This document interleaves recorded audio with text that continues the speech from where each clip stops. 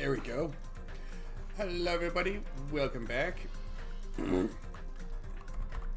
you go. Hello everybody, welcome back. Frigid here as always. Continuing on with Danganronpa 2, Goodbye Despair.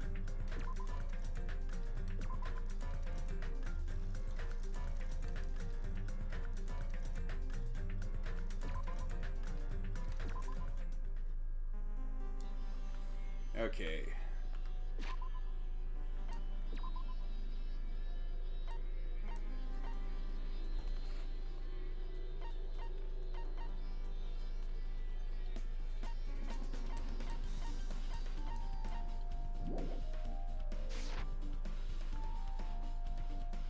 I think as far as clues go, that knife is a red herring.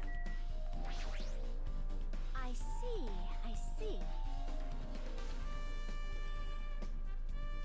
No. Pretty sure the saying was the game is afoot. Apparently, a great man once said, investigation should be done on foot. Yes! So, that's why I'm using my feet. I'm just walking around for no particular reason. Well, if there's no reason, then there's no meaning. Hey, Hajime, I just realized something. Could she, by any chance, know what happened during the blackout? Yeah, I was just thinking the same thing. Are you serious? Eh, how'd you know? So you did hear us. You and Hajime and I were talking pretty softly just now. Not only do you have a perfect face, style, and personality, but also have perfect ears. I see. If your hearing is so good, maybe you heard what actually happened during the blackout. Hey. When the blackout happened, you could hear everybody's voice throughout the dining hall, right? We could tell, but you would have been able to make out who's who, right? Just leave it to Ibuki. He's has fried rice with gravy. Huh? Oh, hardly eat it for breakfast. I see. Oh, you mean like it'd be easy as pie, except eating fried rice with gravy for breakfast is kind of heavy. I know biscuits with gravy can be pretty heavy. Eating fried rice that isn't fried rice with gravy is so wrong. She should make a metaphor with a more common type of fried rice, like egg fried rice or lettuce fried rice. Anyway, can you tell us what you heard? I got it! Leave it to me. I'm gonna take a bite out of you. Yep. If you tell us, I'll let you bite Hajime later. Stop. What if she takes you seriously? Aww. Let's see. The first person who raised their voice during the blackout was...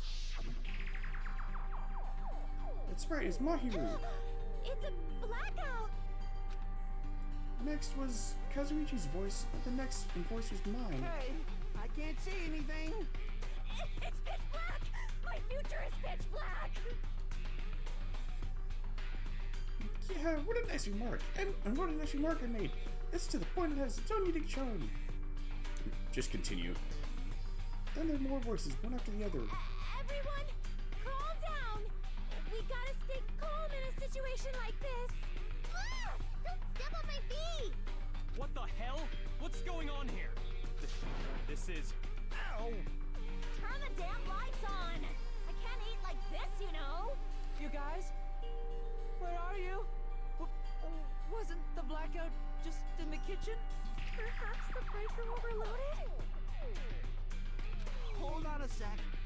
I'll go along the wall and do something about it. Alrighty, so that's pretty much it. RJ, awesome. Praise me, praise me. Give me lots of praise. I heard you the first time. Seriously, don't get any closer. Hey, Nagito, say something to her. Hey, did something happen? I was just thinking about what Byakuya said during the blackout. What Byakuya said? Hey. Why did he say something like that? Rather, why was he able to say that? What the hell's going on here? And this is... What do you mean? About that. Why don't we discuss it after we've investigated a little bit more? For now, I can't really say anything for certain. Well, it's not like I really care. Yep. Anyway, did you think Ibuki's account just now is an important clue that will lead us to the truth? Yahoo! Then praise me! Let me bite you! Ouch! Why are you really biting me? What the?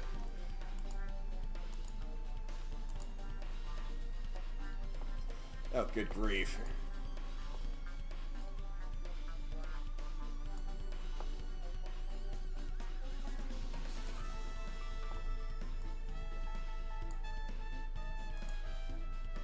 Oh, you've got to be kidding me.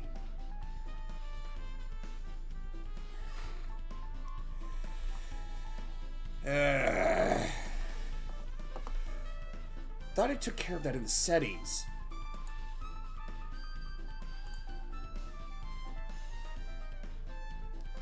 Let's see. System. Display.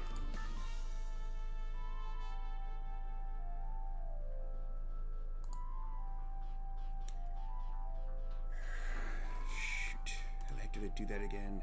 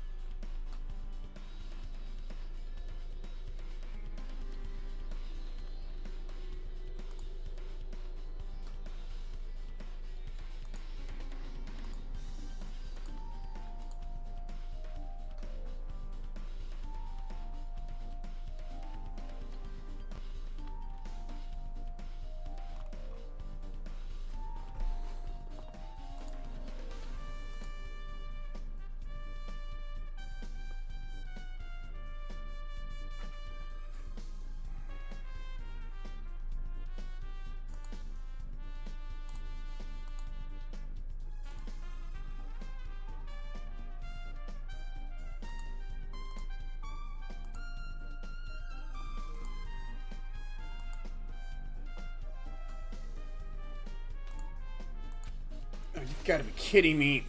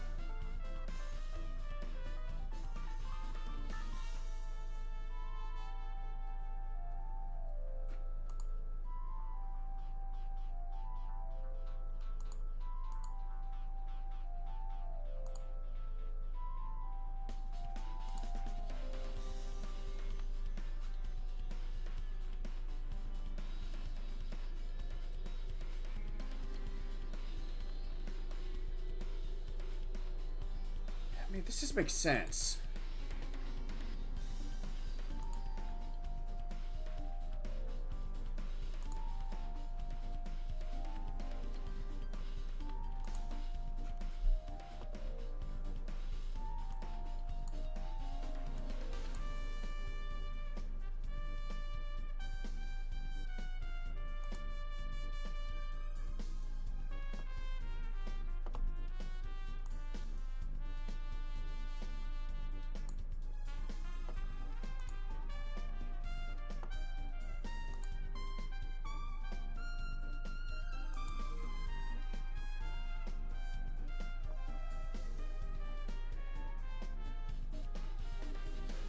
It's not exactly going to help a whole lot.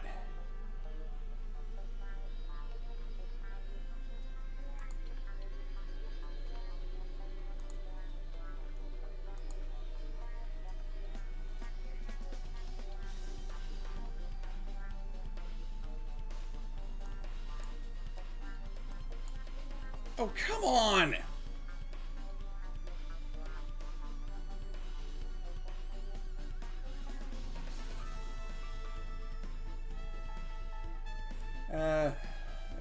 Hello, Diggs.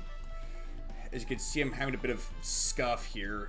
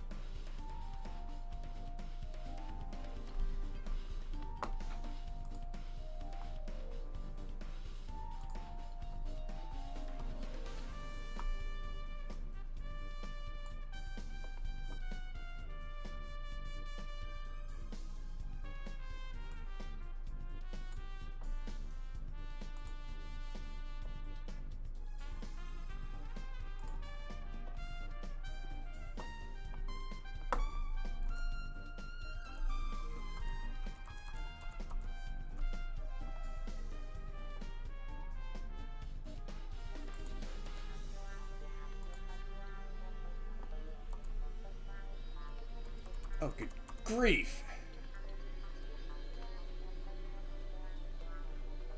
How's this getting even worse?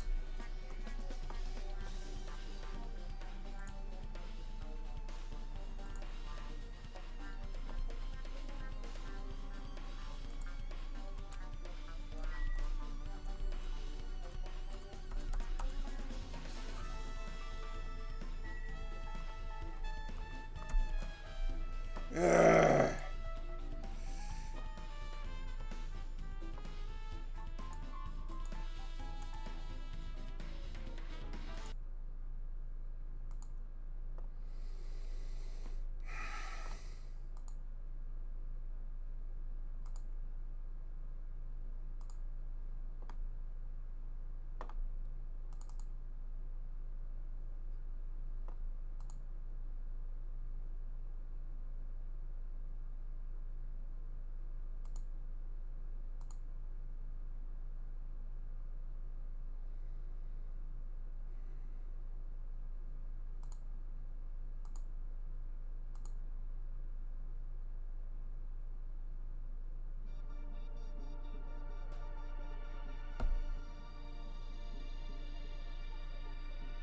What the heck? So why wouldn't it go back over to that screen?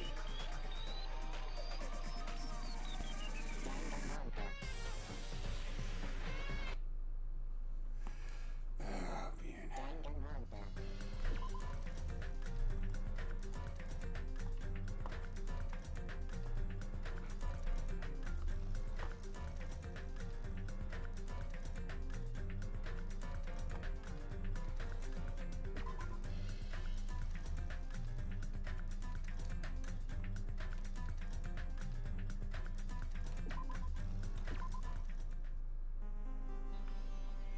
Ah, boy. I see. I see. Yes.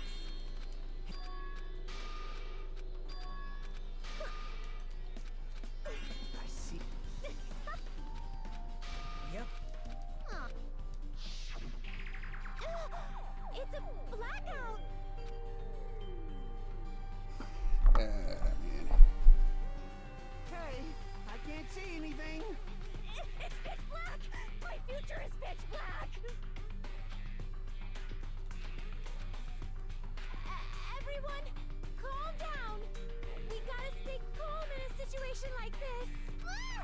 Don't step on my feet. What the hell? What's going on here? Oh, wrong button. This is... Ow! Turn the damn lights on. I can't eat like this, you know. You guys? Where are you? Wasn't the blackout just in the kitchen? I find it interesting that no attention is given to Teru's remark there. It seems unlikely that they would have been able to hear him in the dining hall if he was in the kitchen when he said that. Which means he would be in the dining hall. But how would he have known that why would he say, wasn't the blackout just in the kitchen if he's in the dining hall? 'Cause how the heck would he have been able to make his way from the kitchen to the dining hall that quickly in pitch darkness? Perhaps the breaker overloaded? Hold on a sec. I'll go along the wall and do something about it.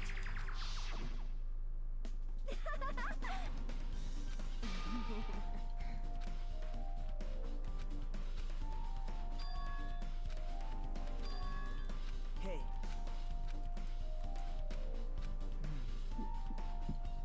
Let's see. I can't really see anything for certain. Oh, it's not good. I don't really Yep. care. Anyway, don't you think Ibuki's account from just now is an important clue that will lead us to the truth? Praise me, let me bite you. Ouch, why are you really biting me?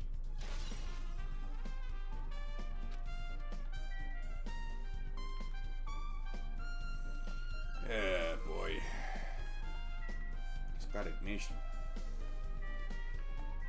get that scuff resolved. Is there something? There's something I want to ask you. What is it? It is strange, no? It appears that only that wall is a different color material. Why is that? Perhaps. Oh, it's probably a fire door. Fire door? You've never seen one before? It's a door that shuts to keep fire. Oh, snag each other. It's a door that shuts to keep fire from spreading by containing it. If that happens, you can run away, right? Wow. I see. It's like a bird, just like lining up plastic bottles around the house. That's only done to keep cats from getting in. You know about keeping cats from getting inside, but you don't know about fire doors? I am ashamed. Truly, I'm culturally ignorant. I'm ashamed of myself. Fire door has been added to the truth bullet section of your handbook.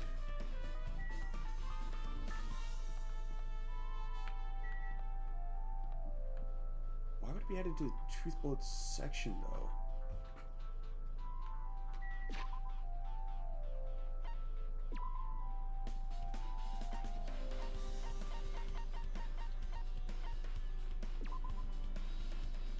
If a fire breaks out, the fire door in the hallway of the old building can be shut to keep the fire from spreading. Okay, but how would that be relevant? Unless maybe something would be taped to the back of it or something.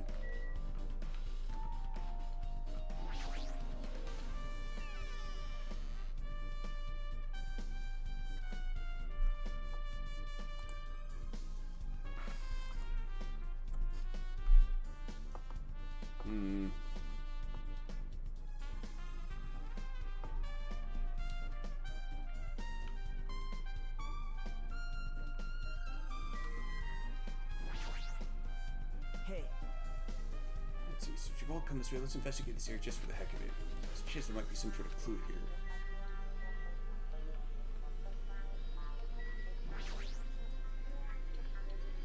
Hey, were you at the kitchen during the blackout, Terry? That blackout totally startled me. At first I thought it was just in the kitchen, but when I finally managed to get out of the kitchen, the hallway was pitch black too. And then I heard everybody's voices, so I fumbled along the wall and tried to feel my way to the dining hall. But that place was pitch black too. It was like pitch black everywhere. Could you have used that kitchen stove as a light? no. That's impossible.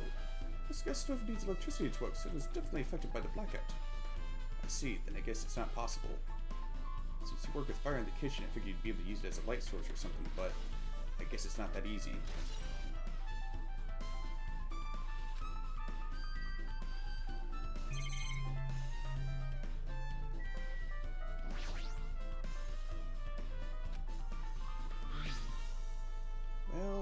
Well, just from reading through this list, looks like the knife next to Byaku's body didn't come from the kitchen. It appears to have been brought from outside. From outside? Then how did the killer get past Byaku's body check? That's weird. Strange, isn't it? I mean, he didn't even go easy on the girls when he was performing the pat-downs. If that's the case, they probably brought the knife in advance and hid it somewhere. Hey, Still, it's surprising how much equipment this kitchen has. There are iron plates for barbecuing and a portable stove for cooking pots. Or cooking hot pots. But this is all stuff that doesn't pertain to the murder, so I guess it doesn't really matter. I agree.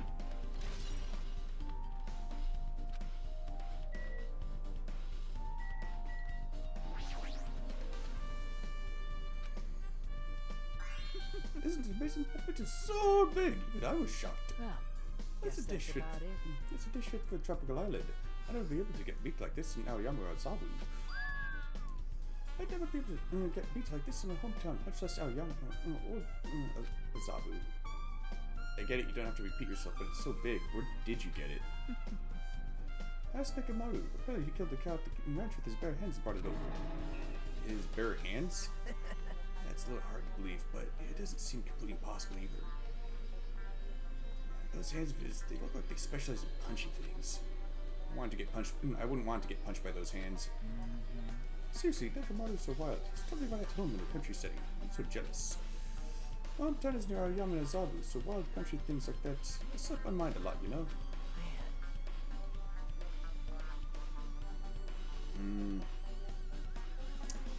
There's probably a line about where he's from. Well, I guess this meat has gone to waste since this awfulness happened right when the party started. The ones who ate any food were Akane and Peko who took some portions for herself. Eh? Don't say that. After working so hard to cook the world's most refined party dishes, only 2 people actually tasted them. To tell you the truth. Well, it's not like I actually believe it, but if there really is a killer up there, well, I'll never be able to forgive that killer. He's scary when he's mad. Party dishes has been added to the truth bullet section of your handbook. I guess I'm pretty much finished investigating the kitchen for now. I can tell, let's get going. You're right. Yeah, sure thing.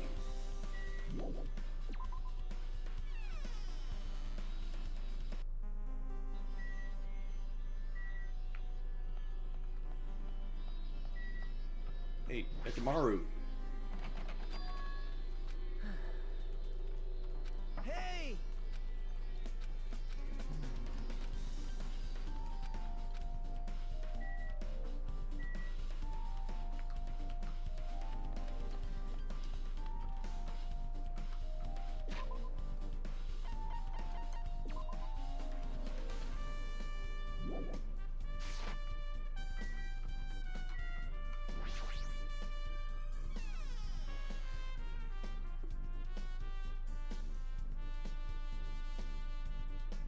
See, this storage room is really dusty and dark.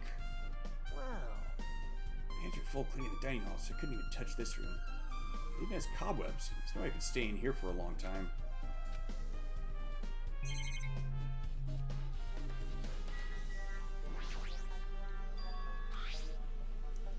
Looks like they were recently turned on, but why are there 3 irons on this ironing board? Just as I thought, your eyes don't miss a thing. I was looking for Byaku after the blackout. I also found these irons, but when I found them, all 3 of them were turned on. Turned on? Yep. It'd be bad if another blackout happens, so I turned them off. Doesn't this feel kind of sinister? Sinister?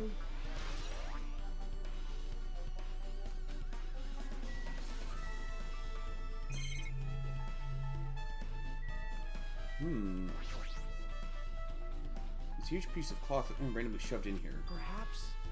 Is this a tablecloth? Oh, a tablecloth? Wait, huh? Hold on, there's something on it. Is this a blood stain? Huh? Yeah, a blood stain? Here, take a closer look. It's too dark, I can't really see that clearly. There's no mistaking, this is clearly a blood stain. Which means this tablecloth is connected to Byaku's murder, right? Well, If that tablecloth is a blood stain, then it's a possibility. Seriously? It is a blood stain!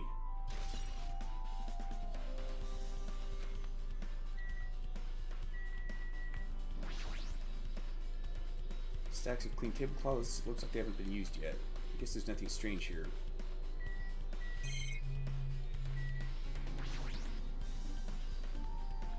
There's an awful lot of boxes. I don't have time to go through each and every one of them. I guess I should leave them alone. yep. Wise decision. Hajime. Hey, Hajime, how much longer are you gonna stay in this dark place? You're just wasting your time. Let's move on and investigate other places already. Hmm? I get it, you're right.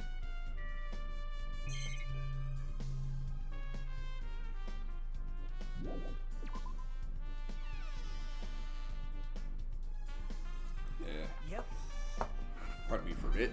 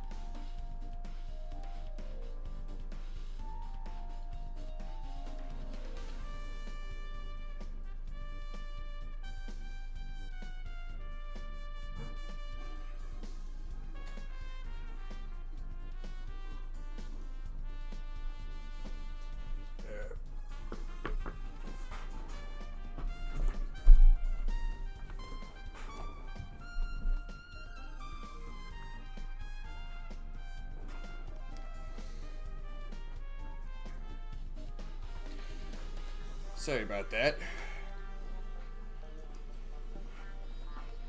Okay, it looks like you've pretty much finished looking around the old building. Hey. So how about we check out Byaku's cottage? Byaku's cottage? Yep. There might be clues there, so I thought it'd be good to check it out just in case. But I was scared I might encounter some danger if I went there by myself. Well, I don't really mind going there together, but aren't you worried about the possibility that I might be that, and that it might be that danger? Hey. You mean, am I worried about you being the killer? To be honest, I don't think you're the killer. In fact, I can't even imagine it. It's like, instead of living with doubt in others, it's so much better to die believing in others. Don't talk like that. We're doing this so we can live, you know? I see. As I thought, you sure are strong. You're definitely chosen by Hope's Peak Academy. All right. Alright, let's get going. To Byaku's cottage. Yeah. I don't know why, but every time we talk, I don't really know how I'm supposed to react. The moment I left the old building, there's a strange scene unfolding before me. Hey, what are you doing? What am I doing, you say? Ha! Now that is truly a foolish question. We're just checking to see if we can get under the floor from here. Under the floor? Why? Who said it was futile? Who decided it was impossible? How did you know I cannot recover my earring? If it is possible to get under the floor, it'll change our understanding of the murder, I think. So I thought it was important to check it. I see. I see, under the floor, huh? I never considered thinking of it like that. What do you mean? See? Come on, think about it. Hey. The carpet I laid didn't reach the table where I found Byaku's body, right? The dining dining hall floor had huge gaps between the floorboards. Then, is it possible that the killer killed Byaku by stabbing him from beneath the floor? Yep. That's what I thought. So I'm trying to see if we can get under from here. Well, I guess it's not possible to get under the floor from outside. But we're surrounded by firm fences, so there's no way to sneak under the floor from there.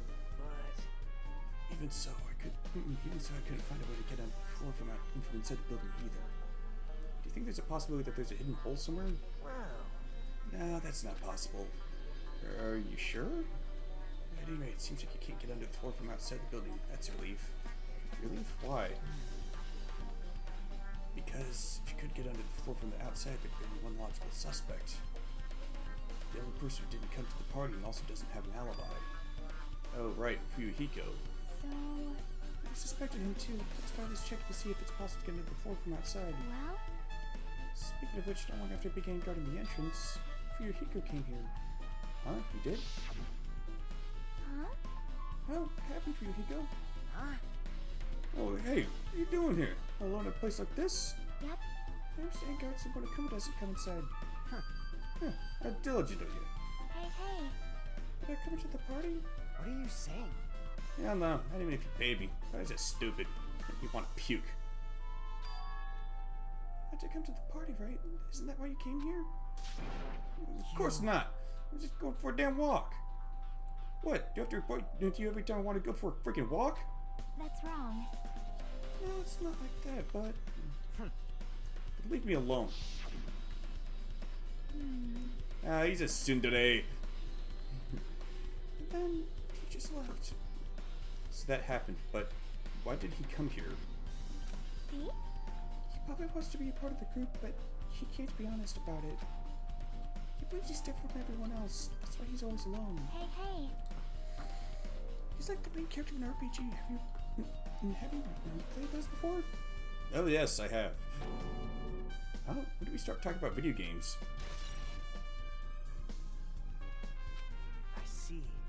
No, we don't really know what he's thinking. I don't think we have any reason to doubt him. I'm glad. That's a relief. I'm glad. You keep saying you're glad, but we have no idea who the killer is. Well, I guess for now, we should stick to the plan and head over to Byaku's cottage. As long as the possibility is greater than 0, that will suffice. I have not unleashed even half of my power yet. I'll most assuredly claim the Hellhound earring with my own 2 hands. It seems he has no intention of investigating.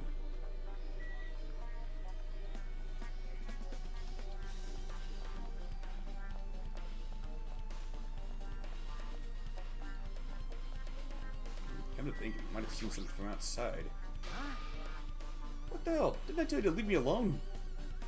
That's not happening. Didn't you hear Monokuma's announcement? Of course it did. Only Byakuya's the one who got killed. So what? What did you say? Do you think I'm the killer? Think whatever you want. I used to be mistrusted. That's not why I'm... Whatever. Just tell me what you were doing while everyone else was at the party. Checking my alibi, eh? I don't have one. I was just chilling in my cottage all by myself during that time. The whole time? Because Chiaki said she saw you in front of the old building. Shut up!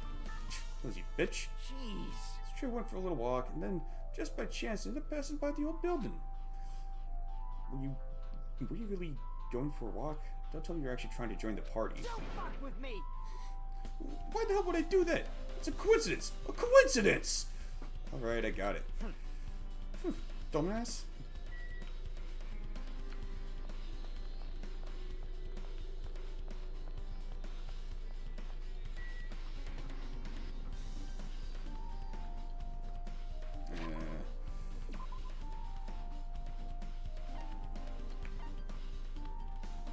Oh, so I was going in the right direction.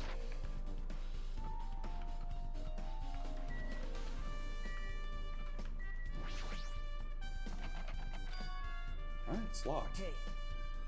I guess we need to ask him for help. And so Nagito took a deep breath. Hey, Monokuma! Did you call me? Hey, did you call me? Nagito, when did you train Monokuma? Hey. Hey, Monokuma, I was wondering if you can do us a favor. Something we want to investigate. What's this? Hey, who are you talking to? That's just my after image. When I get serious, my after image is unleashed. I can even play soccer by myself as long as I have this cloning technique. That'd be boring to play alone. I don't have time for this. Just hurry up and open Byakuya's cottage already. Well, This is for the class trial. It's something we really need. For the class trial? This is troubling. If it's for the class trial, there's no way I can refuse. Now then, there's only one spot that can open these doors. Loose! I'll leave the rest to you.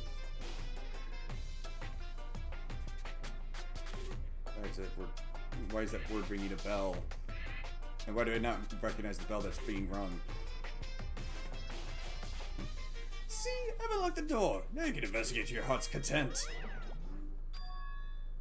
Why does it open with a magic spell? jeez.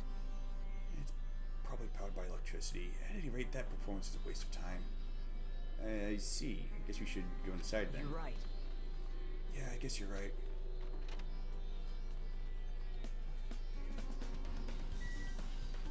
That's a lot of books.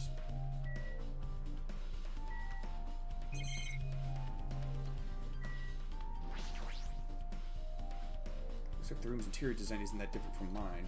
There's not much to worry about here.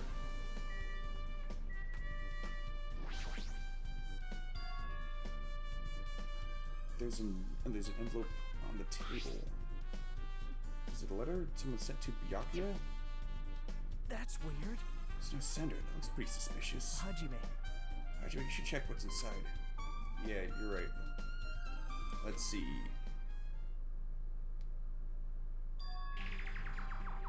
Be careful. The first kill will happen tonight. Someone will definitely kill someone. Huh? This is... Is this a crime warning? No, if it says be careful, it's probably a threatening letter. Gosh, who would send something like this?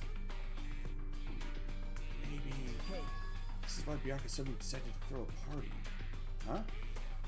The first kill will happen tonight, because someone made this threat to Byakuya. He gathered everyone in one area and was extremely cautious about all the dangerous items. He was trying to create a scenario in which everyone could monitor each other. He thought if he did that, everyone would be able to kill anyone. So he believed this crazy letter? What? He couldn't ignore the possibility of this happening, even if it was just a worst case scenario. Hey. You know what Byakuya kept saying? How he wouldn't let anyone become a victim? He could overlook that slim possibility just to keep his promise. Then why did he keep it a secret? If he had just told us... Nope. He probably couldn't. He probably thought that was also a worst case scenario. What do you mean? Everyone knew that what was in the letter, whether it's a lie or not. People have likely begun to doubt each other, and at that point there'd be no turning back. So, Byakuya tried to do something about this all by himself without telling anyone? Yep. A strong sense of responsibility. It's the only explanation I can think of. Anyway, whoever sent Byakuya this letter also killed him. Is that what you're saying? Sorry. No, this could be a prank. It might have nothing to do with Byakuya's death at all. What was that? He suddenly became really quiet. You see, he doesn't want to believe one of us could be a killer. But still, we've come all the way here and it's the only thing I can think of. The person who wrote this letter murdered Byakuya. If that's the case, that person completely predicted how Byakuya would react once he received it, right? Planning to manipulate Byakuya and killed him right before our eyes in that old building. Then who the hell would do that? Hey. There's probably not much time left until the class trial starts. Probably. Which reminds me, you asked Ma here for a favor earlier, right? Yeah, I wanted her to find out where everybody was staying just before the blackout. She's probably finished by now. You're coming with me, right? Sorry. Sorry, that's all you. Huh? I need some time alone. I'd like some time to collect my thoughts. I see. I understand. Hey. So if you're going back to the old building, you should hear what Lincoln has to say as well. I think the results for her autopsy should be ready by now. Bye now. I'll see you later. He was pretty pale. I wonder if he's okay. Now's not the time to worry about Nagito. There's much time left. I better hurry over to the old building.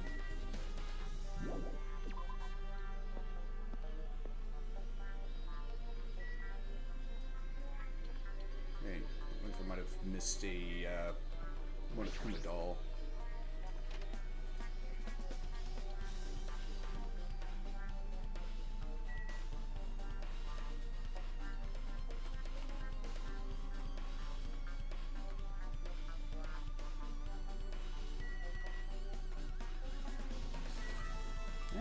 There's one right over there. No. Yes.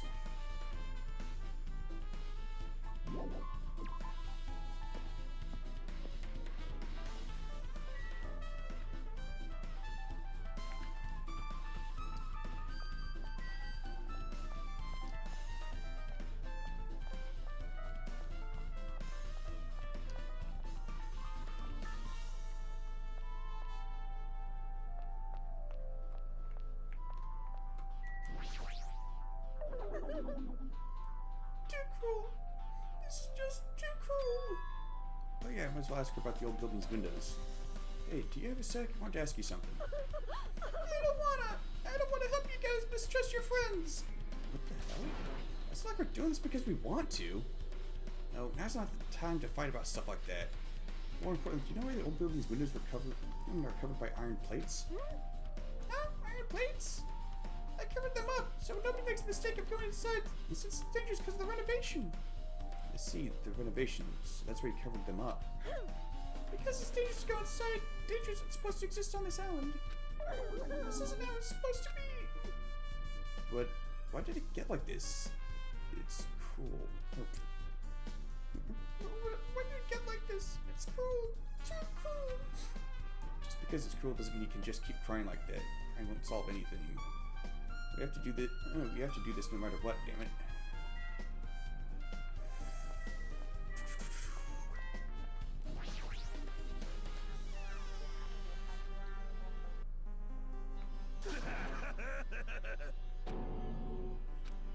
That was that loud voice just now. Ekamaru? The bathroom seems to be open. I don't really need to go right now. There's really no need for me to go inside.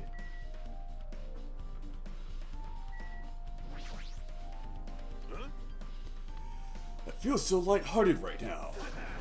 I, Nekamaru Nidai, have been reborn! I have no intention of losing anymore. Losing to who? Oh. I won't lose to anyone, not even my past self. That sounds cool and all, but what were you even talking about? What? I don't know who's behind it. Someone tried to make a shitty bastard out of me. Some scoundrel was occupying the bathroom before the party was about to start. Now that you mention it, you said something like that shortly after the party started. I've been trying to use it many times, but the door just won't open at all. Jeez. However, if you think I'd be angered by something like that, you've all underestimated my nerve and patience. Do all and achieve all with one's presence of mind. That is the goal of a true leader. In other words, a leader must never falter in any situation, but always have the presence of one's mind. He says that, but I'm pretty sure he's shaken up by that whole ordeal. Oh well, best not to go into it. Anyway, so you're saying the bathroom door was shut from before the party started to after the blackout? So what I mean is...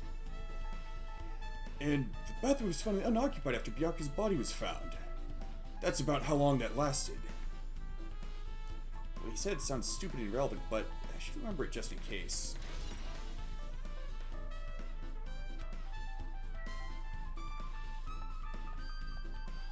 Kinda sounds like you should check inside of it.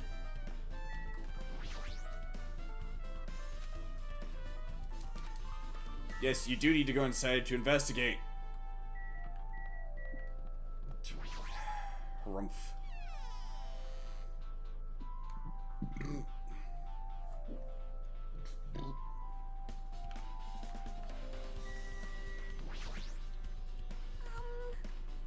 If you'd like, I can tell you a little bit of what I want to say.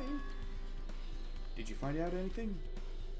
I tried using to perform an autopsy on Byaku's body.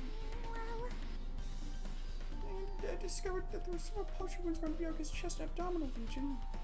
Deep wounds, deep enough to reach his lungs and internal organs.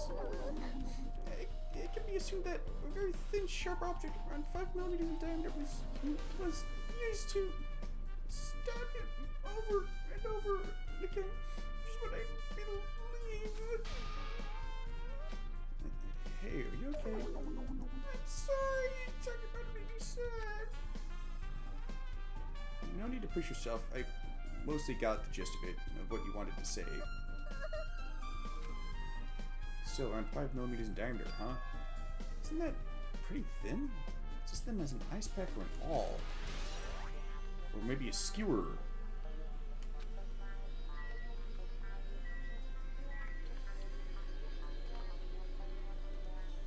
Ugh.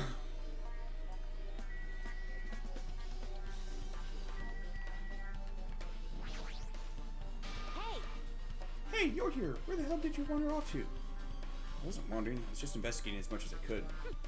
I see, well if you weren't slacking off, then I guess it's fine. So, did you find anything? Yeah, sorta. You don't sound too sure. Hey. Well, just take a look at this. Just as you told me, using the 2 photos I took before the blackout, I tried to pinpoint where everyone was standing. When I did this diagram is the result.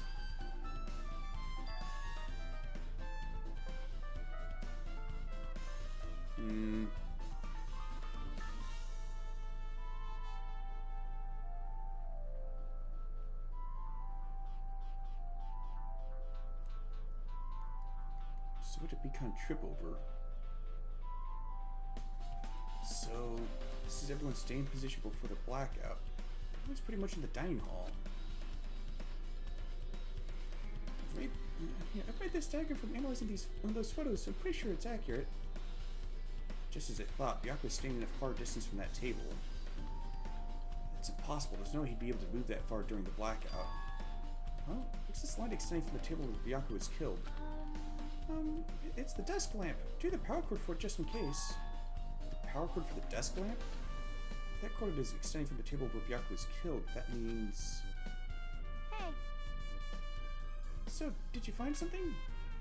It's not clear to me yet, but... I guess you're right. I didn't really understand it myself when I was drawing it. I have a feeling that it's either a potential clue or just a waste of labor. No, it wasn't a waste at all. Huh? It's not clear to me yet, but there's no mistake that a clue is hidden here. An extremely important clue.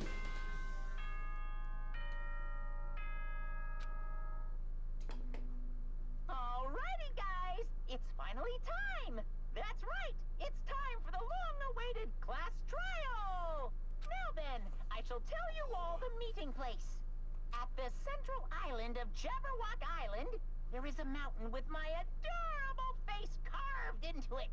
Yeah, it's carved into it 4 times. That, my my friends, is Monokuma Rock. Once you're there, please proceed to the underground by taking the elevator located at the secret entrance. I'll see you soon. Go figure. Mountain with the carving of Monokuma's face at the central island?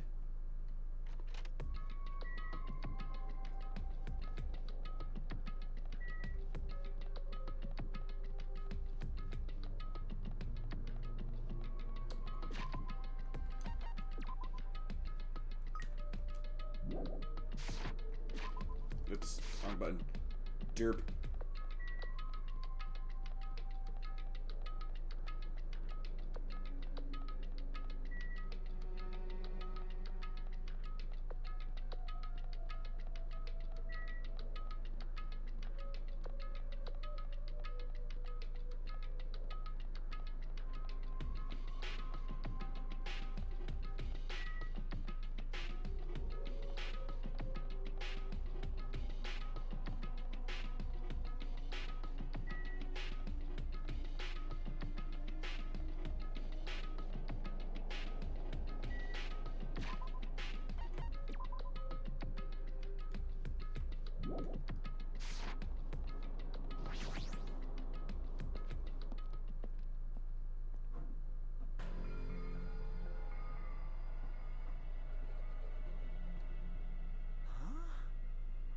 Are you kidding me?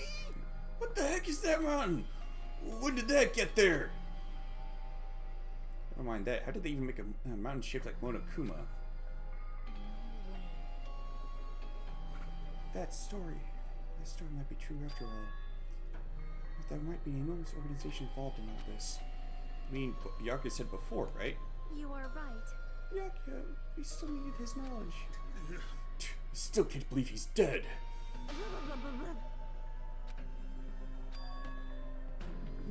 What happened to Gundam and Fuyuhiko? Now that you mention it, it appears they aren't here yet. I got it! I know, they probably ran away. No way! Oh, hell nah. There's no way I'd let them escape, you know. Look, I tried this one back over here. Don't fuck with me! I'm telling you, let me go. Hey! Hey now, if you keep acting violent, I might just eat you up. Hey, Fuyuhiko, what were you doing all this time? Nothing. I wasn't really doing anything. I was just chilling in my room when I suddenly heard that fat bastard got killed. No, I don't think Byakuya was Scottish. Who the heck cares about that anyway? You. How can you say something so irresponsible? Do you understand? We've been doing our best to investigate this party even though we don't want to. And even though we don't want to, just to survive. Wait. Here, that's enough. You too, Fuyuhiko. Dumbass. And I guess we're waiting for Gundam? What happened? I'm right here. Now then, let us Remember- begin. Remember this well. A main character arrives when he intends to. No, I think he's mistaking that with the wizard. Huh? Hey, Seems he noticed it too. If I did, then I'm right. Alright, now that everyone's all together, let's take the secret entrance to the trial field. Please wait a second. What's this? My Motomi, just what are you doing here? Nobody asked you. Do you actually want to join in? You masochist! Do you want to taste our prowess? You're at the class trial. An even bigger masochist than I thought. Special bleeding service! Oh well, I'm a big brother who dotes on his little sister. I shall allow your special participation. See ya later! I'll go ahead and wait for you guys, so hurry over. huh? He told us to come, but how do we get there? I don't see any doors or vehicles. What's going on? You mentioned something about a secret entrance, was it? Secret entrance?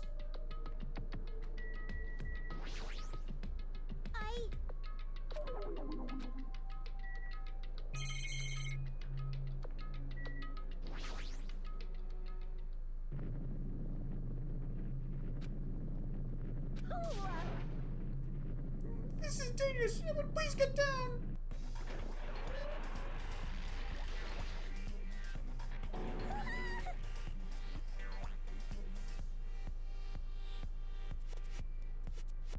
And that just extended straight out of its mouth to the ground. Right.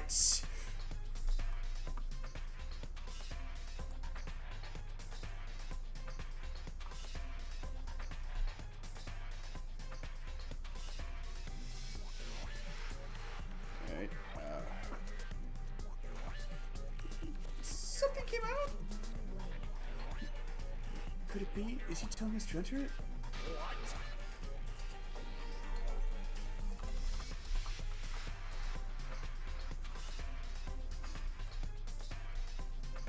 There you go. Oh, hello, Liar's Notes. Yep, first trial. Such a suspicious aura. Even Crimson Seal Elephant Toboggan is trembling with fear. It's so deadly suspicious! Hey! Forgive me, seriously, just forgive me already. Hey, let me just stop here. I mean, none of this is real anyway. Like, not even remotely. No way! There's no way, there's just no way we'll find the killer. Stupid. Complaining won't get us anywhere. If you're really a man, then man up for God's sake. We've come this far. We have no choice but to keep moving forward. Do you have any theories? I suspect it was Teru because it strikes as being pretty far-fetched for him to be able to make his way from the kitchen to the dining hall when it was pitch black. Oh, when it was pitch dark. And there's also the fact that he seemed to take issue with the fact that Byakuya was confiscating anything that he deemed dangerous, which included a lot of the eating utensils and cooking utensils as well. Plus, Teru's the only one whose character's been really fleshed out much so far, so there's that. You're right, there's nowhere for us to run. You're right, there's nowhere for us to run. We need to do it.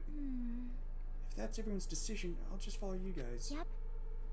If this were a video game, it'd have a very high difficulty level. Let's do our best to clear the game. Although his character being fleshed out as much as it has was kind of the first big clue, even before the murder happened. Any faves? I rather like Sonia, but I get the feeling that, not unlike Chihiro, she's gonna turn out to be too pure for this sinful island.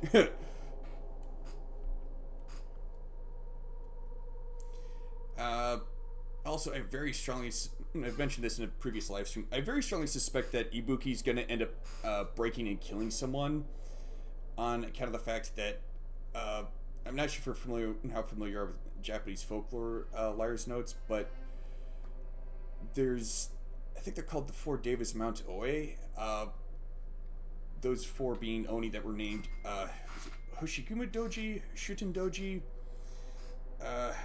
Ibaraki Doji, and Ibuki Doji. Plus, those two hair buns that Ibuki has look a lot like Oni horns. Yep, that's the one.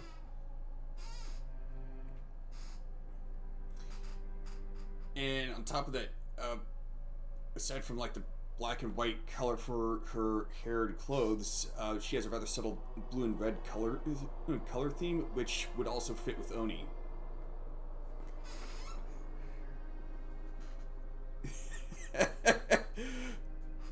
Yeah, the main reason I know about the Four Devas Mount Oe is from the Toho series. I'm not going to shame you either. Like I said, the only reason I learned about those four characters in Japanese folklore, at least beyond Shuten Doji, was because of the Toho Project franchise. Because there's three characters in it that have... There's Suika Ibuki, who's an Oni, Yugi Hoshiguma, who's also an Oni, and then Kasane Ibaraki, who might be an Oni. It still hasn't been made clear whether or not she is. Shuten Doji hasn't had nobody representing Shuten Doji yet, though. At least I don't think there is.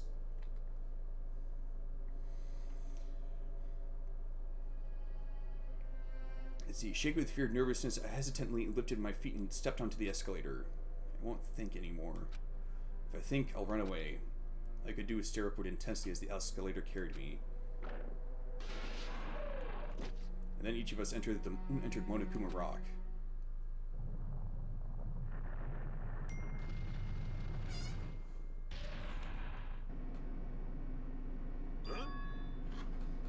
Let's see.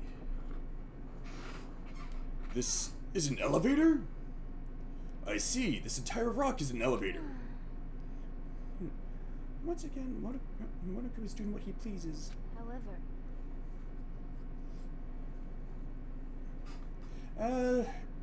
mostly trying to get a feel for who's going to end up dead and who's going to end up being a murderer. Trying to make predictions and that kind of thing, and see how close I end up being. I ended up being wrong about Byakuya being killed, let alone as early as it was.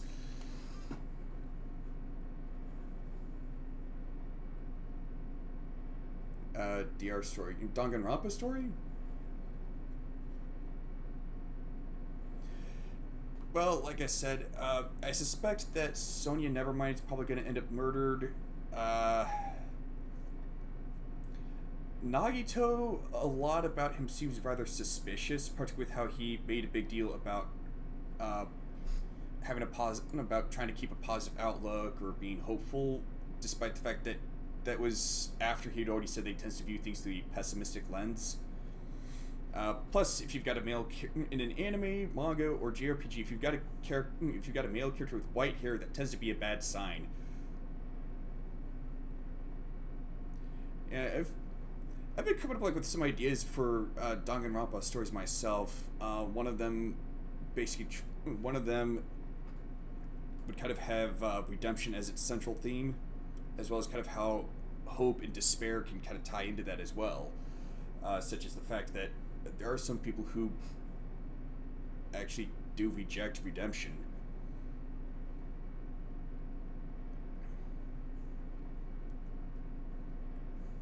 Let's see. However, if he's gone this far and made something like this, I don't think he's playing around. Even so, we're going pretty deep. You're right. I heard an unnerving clattering sound inside my head. I soon realized it was the sound of my teeth. All I could do was purse my lips tightly so everyone else couldn't hear it.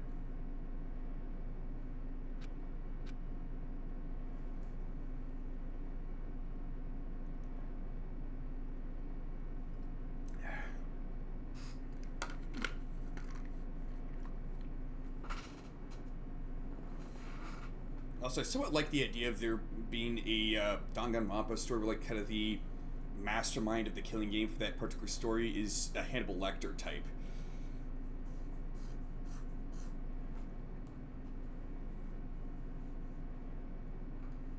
Well, aside from not being, except he's, not a cannibal and not a supreme chef, because that would be that would give it away a bit too easily.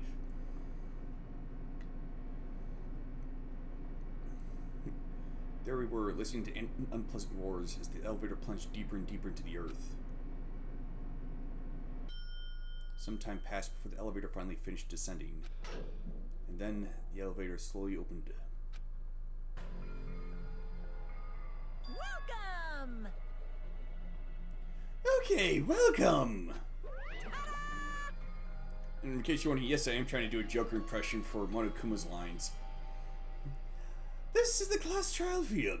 How do you like it? It's a special place that will decide your fates. Are you? What the hell is he thinking? Locking us in a shitty looking place like this? Also, as far as theories go, I suspect Fuyuhiko is going to be kind of a foil / successor to Byakuya from the first game. Which means he's probably going to end up living through the whole thing. Don't fuck with me! Are you freaking crazy? Don't mess with me, asshole! Complain all you like. I'm used to it by now. Come on, you're wasting your time and energy. I better take a seat where your names are written.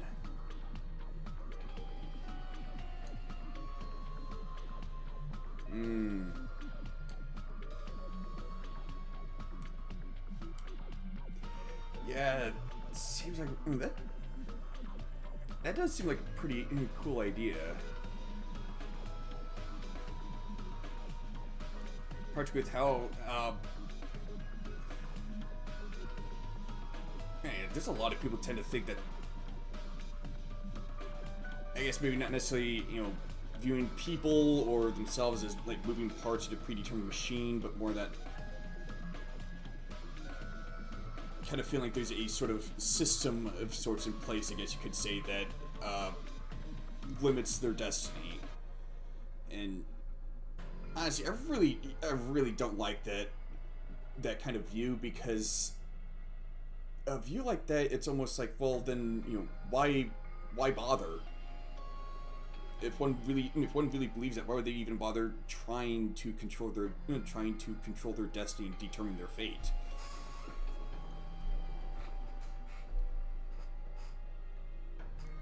Looks like everyone knows, even if we try to resist, it won't change a thing. Just as Monokuma ordered, we walked toward the seats we had been assigned.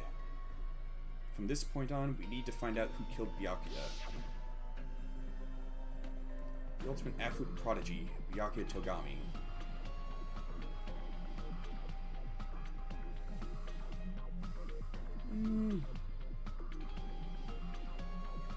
I could definitely see like some ways it could be done, because like I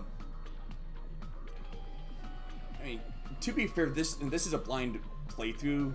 Well, mostly blind. I know some stuff. Okay.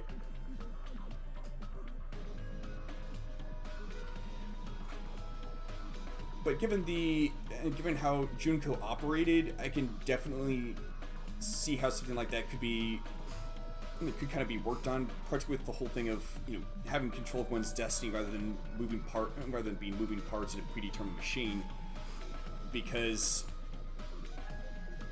with Junko, she basically tried to manipulate all the events to ultimately get the students at Hope Peak Academy to kill each other, and for the last few to be sunk so far into despair that they just kind of give up any and all hope, and even went so far as to use the Kyoko's skills as well as her views and mindset against her, where before that was a thorn in her side. But in the end,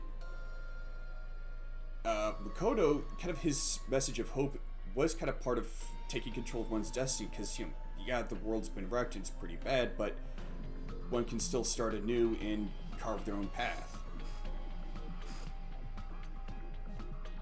Let's see, the ultimate affluent progeny, Byakuya Togami. He was overly critical, arrogant, and condescending. But he also had a strong sense of responsibility. As we were panicking, he accepted his role as leader and tried his very best to keep us together. A guy like him got murdered. The person who did it is one of us? I can't believe it. There's no way I can believe it. But if it's really true, we need to find out by any means possible, because that's our only option.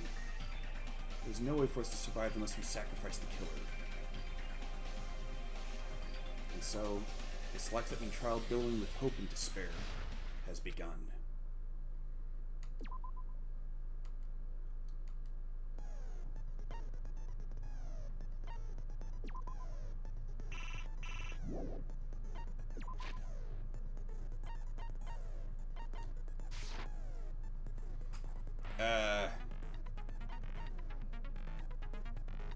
Okay, I don't know why I don't have any skills, because I've tried talking to Monomi to get some skills, but...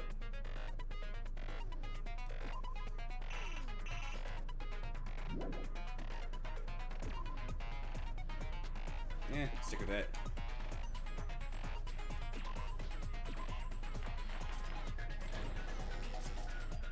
Now then, let's begin with a simple explanation of the class trial. During the class trial, you will present your arguments for who the killer is and vote for who done it. You know, I guess if Monomi were the jury in this trial, that would mean we have a hung jury. If you vote correctly, then only the blackened will receive punishment. But if you pick the wrong person, I'll punish everyone besides the blackened, and that person will earn the right to leave this island. Such a cruel rule. Before we begin, I'd like to confirm one thing. Is there really a killer among us? Most definitely. There's no doubt that the blackened is lurking among you.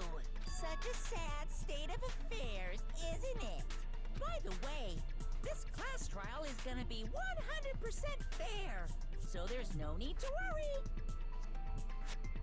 It seems awfully suspicious that he made a point of saying that.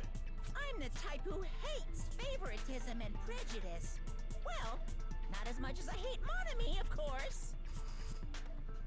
Hates favoritism and prejudice. What an odd thing to say. You hate me that much? Now, let's begin. You're telling us to begin, but what are we supposed to do? Yeah, I'm pretty sure that the voice actress for Monomi, pretty sure this isn't the first time she's voiced a character in a pink rabbit with a, well, a rabbit with a pink color scheme. No complaining, let's just settle this with our fists. Were you even listening to the rules? Didn't that Byakuya bastard get killed in the dining hall, huh? Then everyone there is a fucking suspect. Yeah, what you're really trying to say is that you're not the killer, right? No shit. You guys went off on your own and started killing each other. This has nothing to do with me. Huh? What does that mean? Anyway, why don't we try talking about the most pressing issue on our minds? Huh. The most pressing issue on our mind? Where we found the body. It's very strange to find a body underneath a table. Then, let's start with that mystery. It's the reason why Byakuya's body was discovered under the dining hall table. We can start with that, but ultimately we need to find out who murdered him. If we can't do that, no, thinking about if is a waste of time. We have to do this, no matter what. So the class trial has finally begun. From this point on, I will provide simple tutorials at every important moment. I'm sorry, but please excuse my ear-tainting rudeness. As things progress during each class trial, you'll engage in a number of non-stop debates. During these discussions, all of your classmates will speak one after the other without any breaks. It's up to you to reveal any lies or mistakes contained within their statements. This means you'll have to use your truth bullets to refute what they say. Out of all the truth bullets you find during your investigation, only the relevant ones will be loaded into the truth cylinder. Use the left stick to move the reticle, then fire with the square button. Pay close attention to each character's statements and choose your truth bullets to blast the right ones. Note that if you run out of time, you will automatically fail, so please be careful. If you press the start button during these arguments, you can review the controls. Well then, good luck and have fun.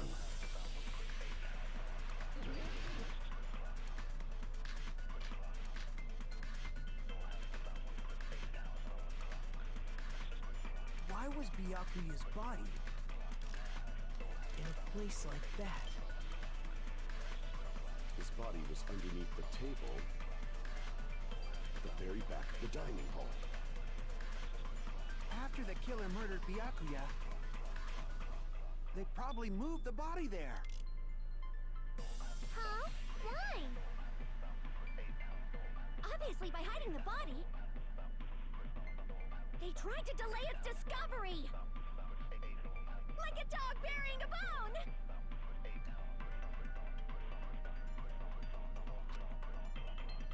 Why was Byakuya's body in a place like... His body was under the very back of the dining hall. After the killer murdered Byakuya, they probably moved the body there. No, that's wrong!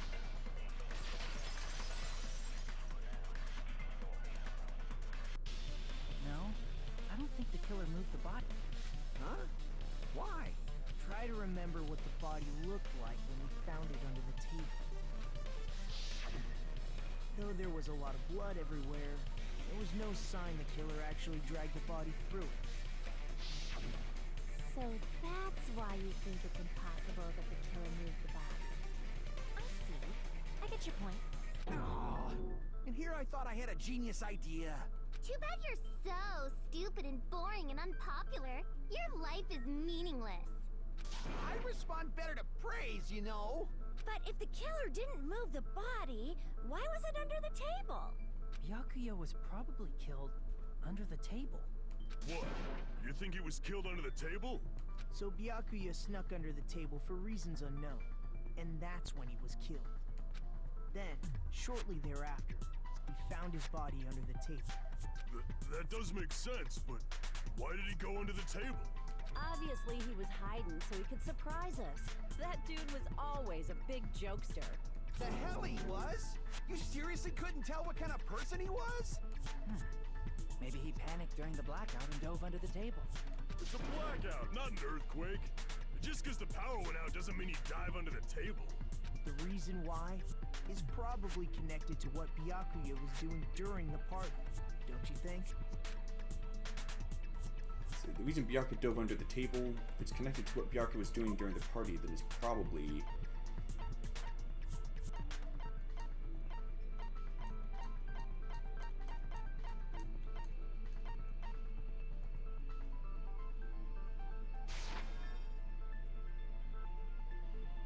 Crap!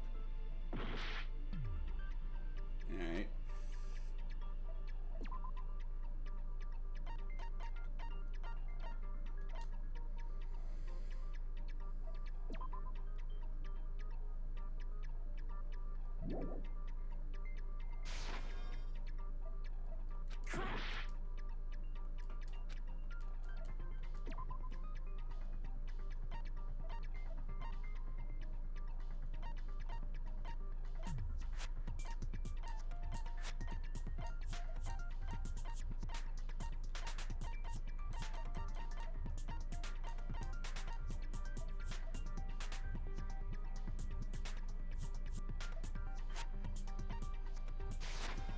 I can prove it with this.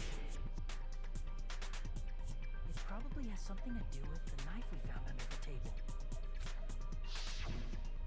Knife? Oh, you mean that thing that obviously screams, I am the murder weapon! Byakuya probably noticed the knife was hidden there, so in order to get it, he moved under the table.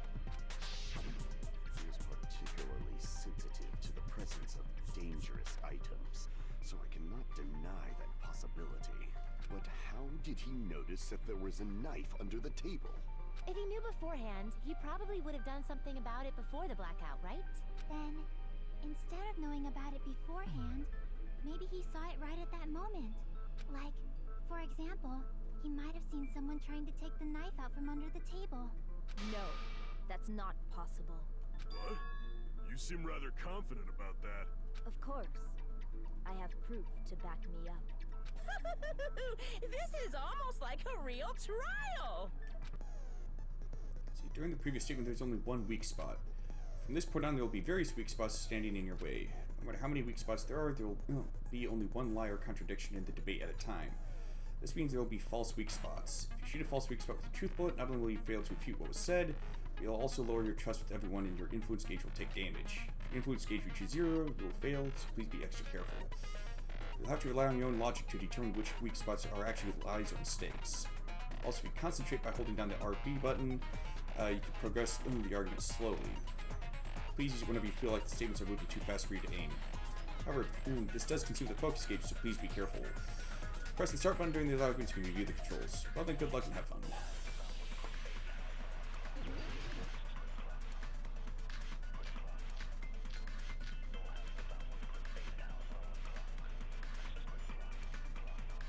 I'm sure Byakuya ducked under the table during the blackout. That sounds correct. If that's the case, during the blackout, Mr. Ham-Hands must have seen the killer take the knife. But it was super pitch black! It was so dark I couldn't see my food! Byakuya couldn't see in the dark either. No, that's wrong!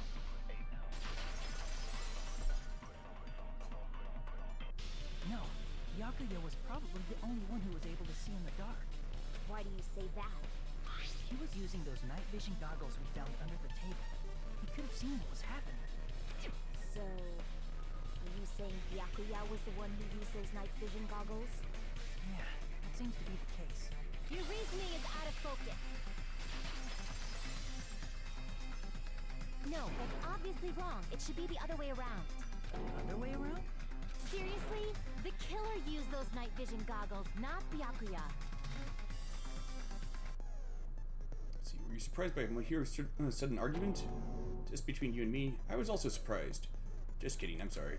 Now then, when this kind of argument surfaces, you'll go into a one-on-one debate called Rebuttal Showdown. In this mode, you have to counter the other person's claim, draw out their weak spots, and argue against them. Please counter the other person's remarks with the left stick. Based on the shape of the remarks, it's important to know whether to cut vertically, sideways, or diagonally. Based on that, you can skew the debate's mood to your advantage. On the other hand, if you ignore the other person's remarks, it will skew toward their advantage. In the bottom right-hand corner of your screen, a number that shows the sharpness of your count is displayed. This is the number of times you can cut remarks during one round of the debate.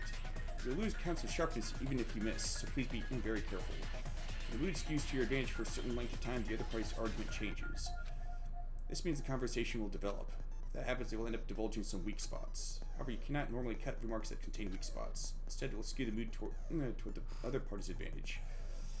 Plus, it's going to be very big. Just like a regular debate, please refute any weak spots with the square button. Of course, if you don't have the correct truth blade, you will not be able to cut an opponent's remark. Huh? What's a truth blade? I am terribly sorry. It appears there's been a delay in contacting you. I'll make sure the person in charge of contacting you takes a very long vacation. In this mode, truth bullets will be called truth blades. That's about it. There won't be any other changes to your handbook menu. Only the name was changed, but don't you think a change in feeling is important? Press the start button during those arguments you can review the controls. Well then, good luck and have fun.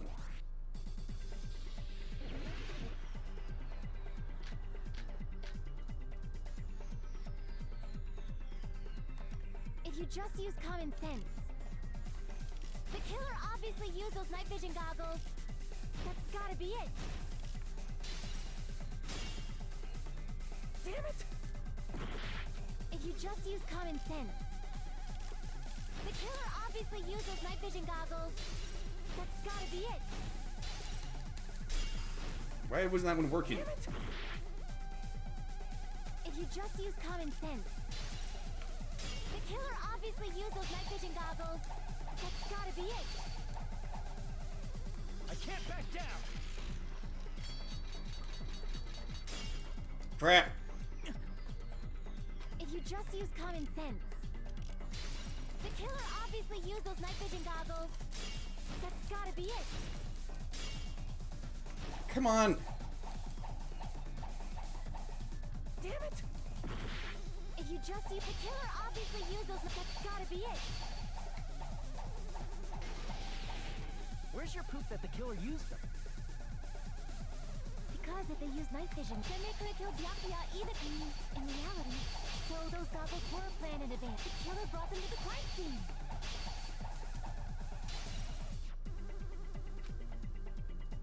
Because if they use night vision goggles, then they could have killed Byakuya even in the dark. I mean, in reality, that's what happened. So those goggles were planned in advance. The killer brought them to the crime scene. Damn it! If you just use common, the killer obviously used those night vision goggles. That's gotta be it. Where's your proof that the killer used them? Because if they use night vision goggles, then they could have killed Byakuya even in the dark. I mean, in reality. So those goggles were planned. The killer brought them to the crime scene. Because if they use night vision goggles, then they could have killed Byakuya even in the dark. Come on. In reality, so those goggles were planned in advance. The killer brought them to the crime scene. Oh, good grief. Because if they used, then they could have killed Byakuya even in the dark. I mean, in reality, that's what happened. So those goggles were planned in advance. The killer brought them to the crime scene. Allow me to cut through those words! No, Byakuya was definitely the one who brought those night vision goggles. Definitely? But why? Inside the Duralumin case Byakuya had with him during the party, we found a smaller case for storing the night vision goggles. Which means we can assume that the night vision goggles were kept inside that Duralumin case as well. Woohoo! I said assume! Ibuki never uses such clever language. Plus, Byakuya was the only one who could have taken the night vision goggles out of the case, since he was carrying it around before the blackout in the first place. I see. When you put it like that, it makes sense. Then, was that knife inside the case too? If there were night vision goggles inside, it wouldn't be weird for a knife to be in there too. It would be weird. I am weird, aren't I? At times like this, I'd rather be fantasizing about tonight's main dish. Ew! You totally mean that in a perverted way. The knife was brought to the Duralumin case along with the night vision goggles too? No, that's not possible. The knife was hidden in the dining hall before the party even started. Should be able to prove it. I see! There was duct tape left under the table where the body was found. Huh? Duct tape? They probably hid the knife by duct taping it to the underside of the table. Oh, so that's why we found duct tape there. Though Byakuya was thorough, even he couldn't have noticed a weapon taped to the underside of the table. This may be off topic, but why was Byakuya acting so paranoid?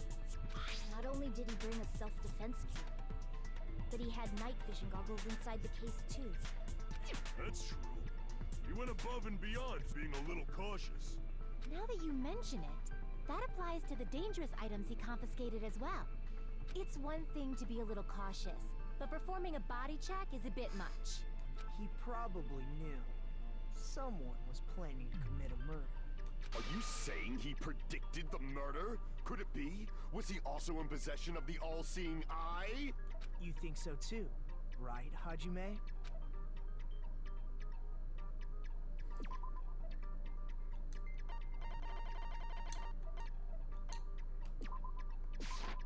I can prove it with this. Everyone, can you please take a look at this? So be careful, the first kill will happen tonight. Someone will definitely kill someone. Hey, the hell is this? Hajime and I found this in Byakuya's cottage. It looks like a threatening letter someone sent to him. So, who's the someone? Nobody besides Monokuma would write such a dumb, threatening letter like that. Wasn't me! Are you sure? The only lies I tell are friendly lies! Those are still lies! Doesn't matter who wrote it yet. So, Byakuya became paranoid because of this threatening letter? He probably decided to throw a party because of the letter. What do you mean? By gathering everyone in one place, he tried to create a situation where everyone could keep tabs on each other. In doing so, he tried to put the writer of the letter in a situation where they couldn't act. But the letter might have been just a little prank. As long as he was determined not to let any of us die, he couldn't take that risk. His strong sense of responsibility made him believe the letter was legitimate. He should have told us he received a threatening letter. If he had, we would have panicked. Byakuya probably knew that too. So, he tried to do something about it without telling anyone? I see. Strong sense of responsibility as our leader was his undoing. Screw that noise! Who the hell wrote that letter? Well, obviously, the killer.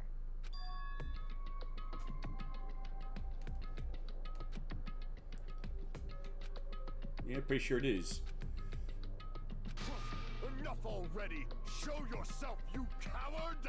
If they were willing to come forward, they never would have committed a murder in the first place. But still, I can't believe it. So this room killed Byakuya. There's no way I can't believe that yet. Pardon me. Can I say something, please? What is it, Miss Sonia? I regret that I must return to this topic, but I just realized something concerning the night vision goggles. If Byakuya was indeed wearing those goggles, how did the killer manage to navigate in the dark? You're right. They wouldn't have been able to see anything without the night vision goggles. But if the murderer had the goggles when they took the knife, then how did Byakuya see them? Even if the knife bore some sort of mark, it would have been difficult to see it in that darkness. No, the killer definitely used a mark. And because of this mark, the killer's able to get the knife from under the... I see! What if the glowing paint was the mark? With that, you'd be able to get the knife even in the dark. In actuality, the knife we found under the table and the duct tape stuck to the underside of the table were both marked with glowing paint, right? Does that mean the killer painted them in advance? But painting them with glowing paint? It's as if they knew the blackout was going to happen. They had to have already known. That's why they used the glowing paint as a mark. Which means whoever set up the blackout is the killer. That seals it. The killer is whoever was in the office with the circuit breaker. Which means it was you! Pekoyama! Peko killed poor Byakuya? Was this island not big enough for 2 glasses wearers? I'm not the killer. Oh, I guess she's not. How can you believe her so easily? But with Peko's height, I don't think she'd be able to reach the circuit breaker in the office. I don't care about a technicality like that. Peko's the one who tripped the breaker and caused the blackout. I see, by tripping the breaker up for the office, Peko was the one who caused the blackout. Is that really what happened? Nah, of course not. After this debate, blue-colored weak spots will start appearing. If we call the weak spots you've seen up until now argue spots, the blue-colored spots will be called agree spots. When shooting agree spots truth bullets, you need to flip your way of thinking. Instead of arguing that the other person's testimony contains lies or mistakes, please fire the truth bullets that prove the other person's testimony is correct. When your truth bullets merge with their arguments, it will become a logically sound agreement. Isn't it a little hot in here? From now on, you must infer whether it's best to agree or best to argue or agree based on what's being debated. Press the start button during these arguments. You can review the controls.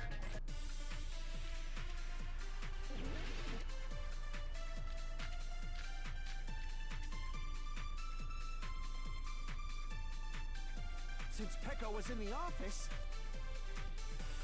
she could have caused the blackout at any time. That's impossible. Huh? Why is it impossible? Because I was not in the office. Not even before the blackout. What happened to your guard duty? Sorry. Oh, you weren't in the office? That's clearly a desperate excuse.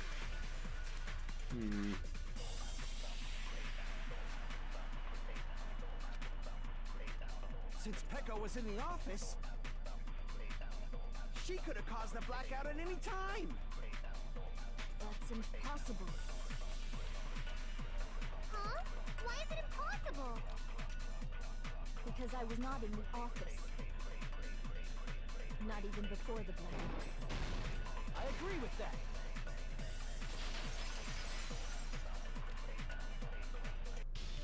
No, I think Peko is telling the truth. Don't tell me you're crushing on Peko. It's nothing like that at all. Nekomaru's account is actually Peko's alibi.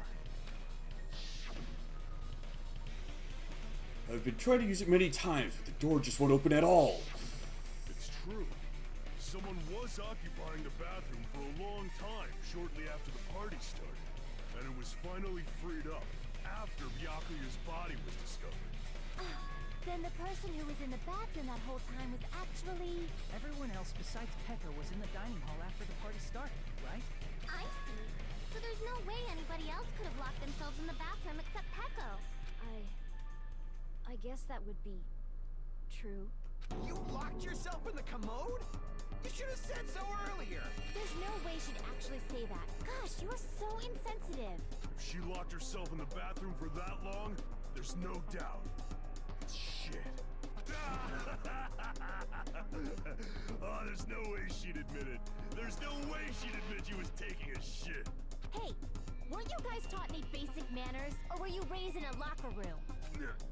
I'm sorry. It's fine. How about we we stop talking about this and move on to something else? Don't worry, the smell wasn't that strong. I used the bathroom right after you, so you can trust me. I said it's fine. But still, you were in the bathroom for a really long time. Did you get food poisoning or something? As soon as I stepped into the office, I felt this sudden rush of pain in my stomach.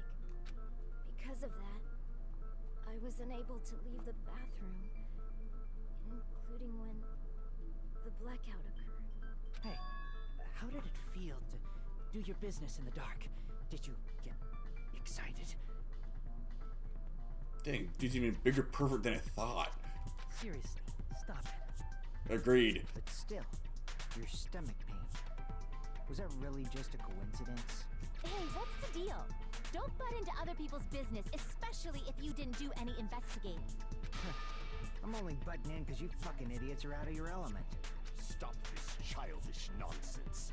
Just what do you mean by coincidence? What I mean is it possible someone slipped her some laxatives? Laxatives? If so, the killer could have tripped the breaker as soon as that girl left the office, don't you think? I see. That might have happened. The question is whether Piper's stomachache was a coincidence or if someone intentionally caused it. Depending on the answer, the outcome of this trial could change drastically.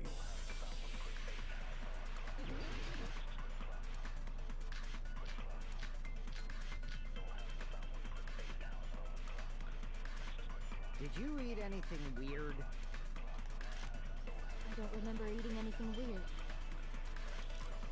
Now that you mention it... You brought food to the office, right?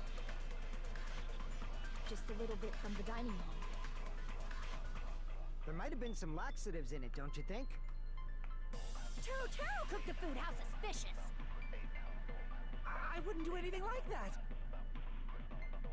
Laxatives would ruin the taste. Nope. Crap. Did you eat anything weird? I don't remember eating anything weird. Now that you mention it...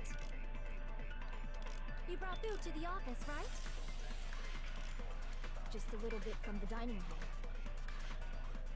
There might have been some laxatives in it, don't you think? No, that's wrong.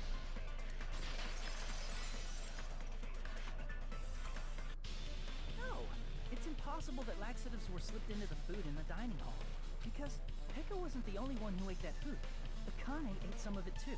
If the food had laxatives in it, I'm pretty sure Akane would have had stomach issues as well. I feel totally fine. Like I said, the dishes are innocent. Don't go making weird accusations. I apologize for causing a scene. Fuyuhiko should apologize, not you. He's the one who made the laxative accusation. What the fuck did you say, bitch? Cease this bickering! Let's just dismiss Pecco's stomachache as a coincidence and go back to discussing the blackout. Yeah. We already know that, you trashy skank. You don't have to tell us. Trashy skank? See, as long as the murder happened during the blackout, then the blackout itself is what's actually important.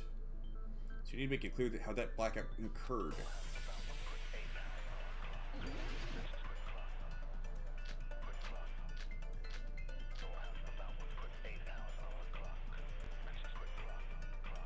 Who tripped the breaker and how did they do it?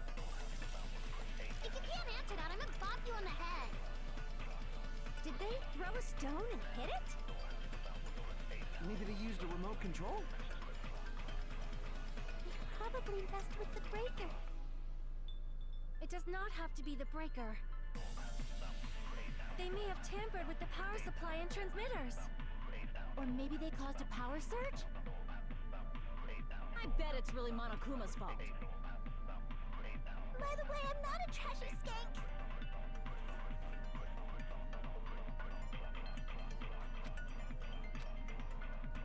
Who tripped the breaker and how did they do it?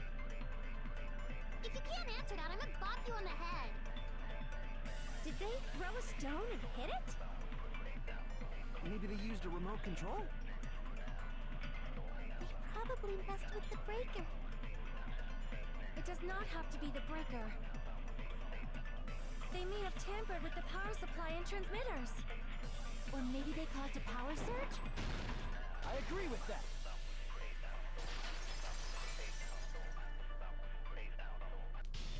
It's just as Mahiru said. The blackout was caused by a power surge. Of course, that's not a coincidence. Someone caused it intentionally. Which is why those 3 irons were arranged to cause the blackout. When you found them right after the blackout, the irons were still on, right?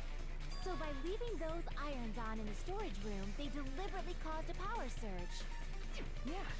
It seems that's how the killer caused the blackout. Stupid fool! Hold on a second, let me speak too! What the heck? You say the irons in the storage room were used to trigger the blackout? That's inexcusable!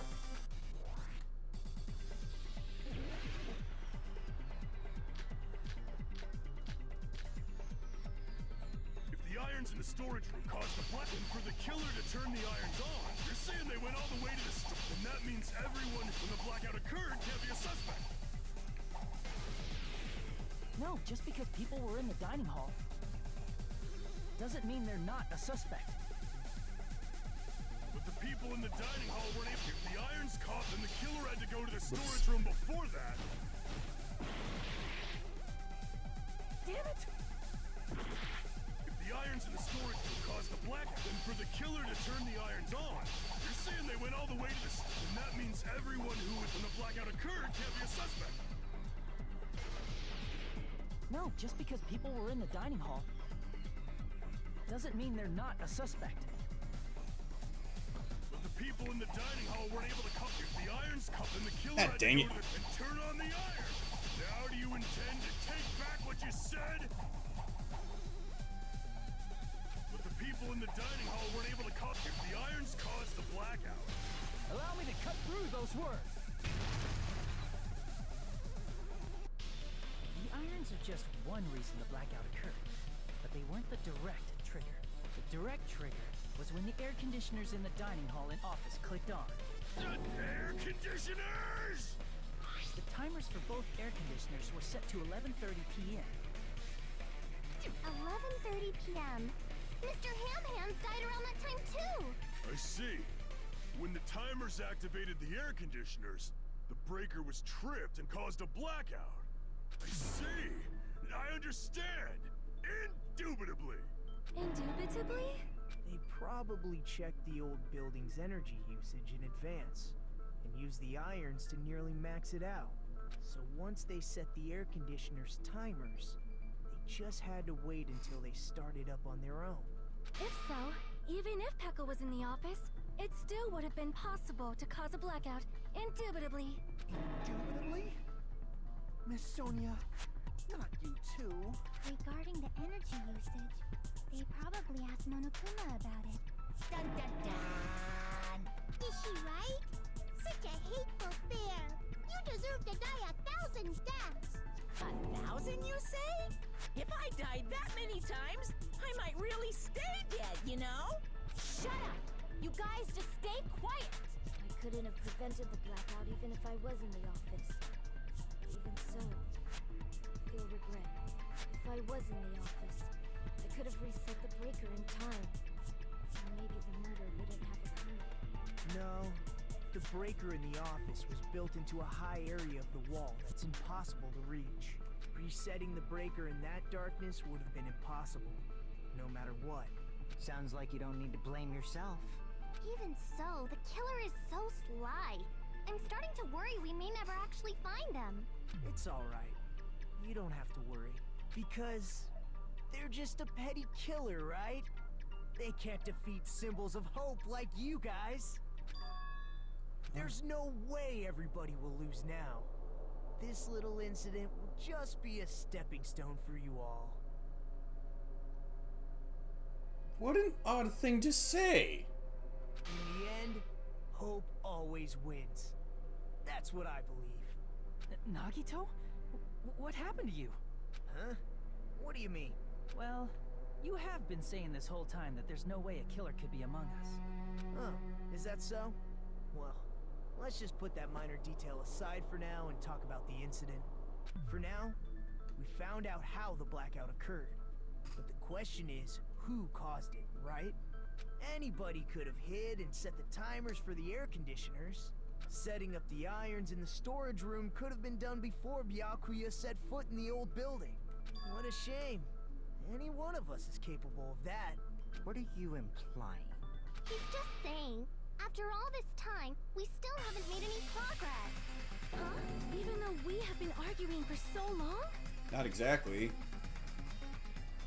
Unfortunately, it's the truth. Despite the fact that we've discussed this at length, there's not even one clue that leads to the kill. But that Are you might sure? be because there's no way any of us could be a killer. You're changing your story again? Anyway, I have an idea about what we all should do at this point. Has anyone thought about our situation like this? Instead of surviving by doubting others, isn't it better to get killed for believing in others? Doesn't that mean... Are you saying we should all just give up and die? Nagito, there's definitely something wrong with you. Agreed. You guys only think there's something wrong with me because there's something wrong with you. Suspecting each other like this. There's no way that's healthy behavior. Let's stop this already. We don't have to find out who the killer is.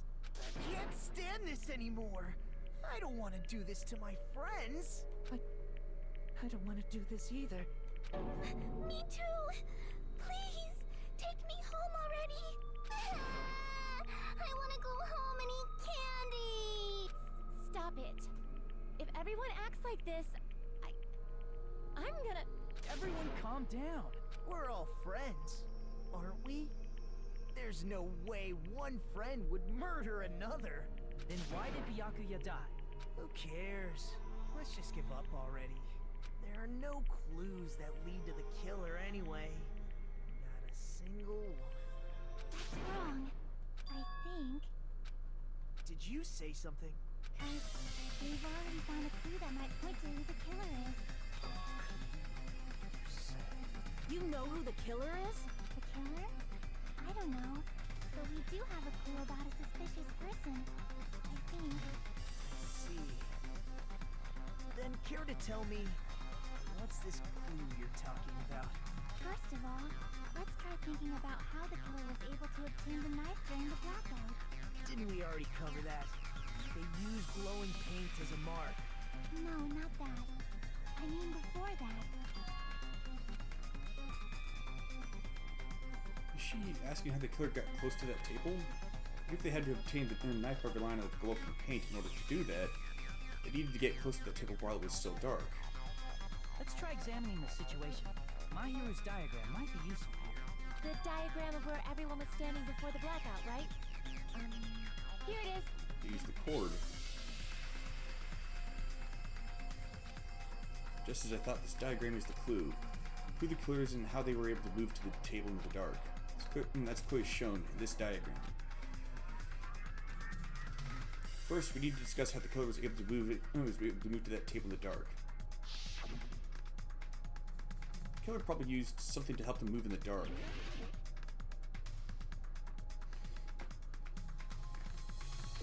Here! The killer must have used the desk lamp to move to that table in the dark. The desk lamp? I hope you don't mean they turned on a light or something. There was a blackout. There's no way the killer could have used the desk lamp. Of course, there's no way they used the desk lamp's light. The killer actually used... I can prove it with this. They didn't turn the desk lamp on. They used its power cord. Power cord? They could have felt their way to that table using the power cord, right? By doing that, the killer was able to move to the table and use the glowing paint to find the knife. And there's only one person here who could have done that. Who? Only person here who could have possibly done it.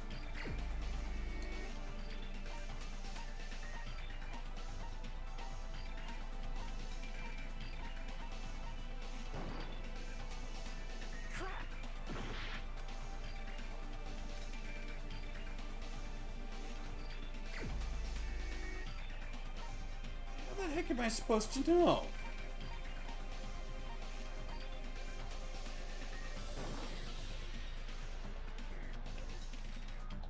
Crap!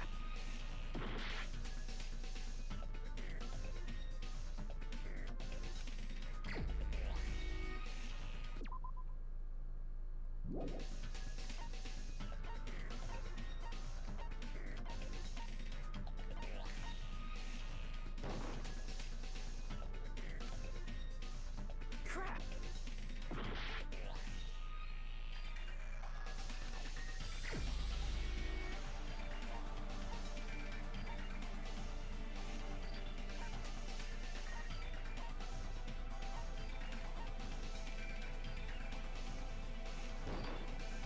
You're the only one!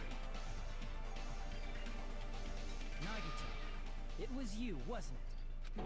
Me? Judging from everyone's positions before the blackout, the only person near the power cord was you. Which means the only one who could have felt their way to the table using the power cord was Nagito! That's just a coincidence. But still, you had a chance, right? A chance to hide the knife under the table?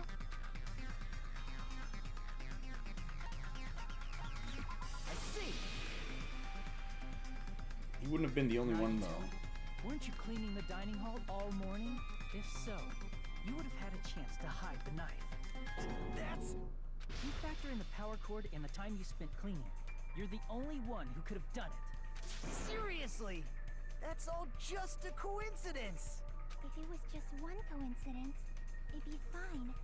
But when it's one right after another, I wonder, is something like that even possible? Could it be? Did you give yourself cleaning duty on purpose so you could hide the knife under the table? Now that you mention it, Nagito did prepare the drawing to pick who cleaned the dining hall.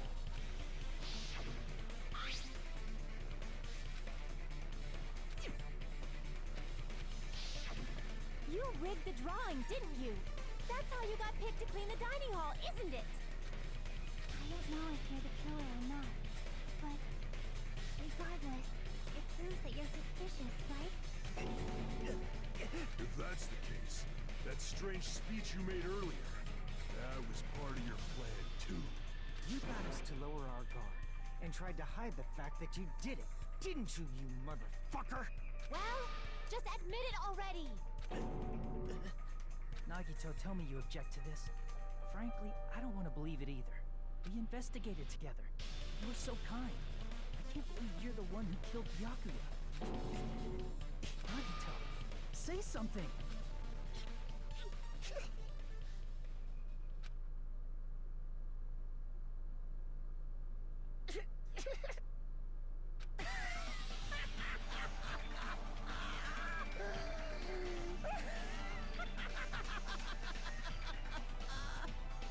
The Ultimates are working together to combat the despair of their friend's death! How wonderful! How beautiful it is! Huh?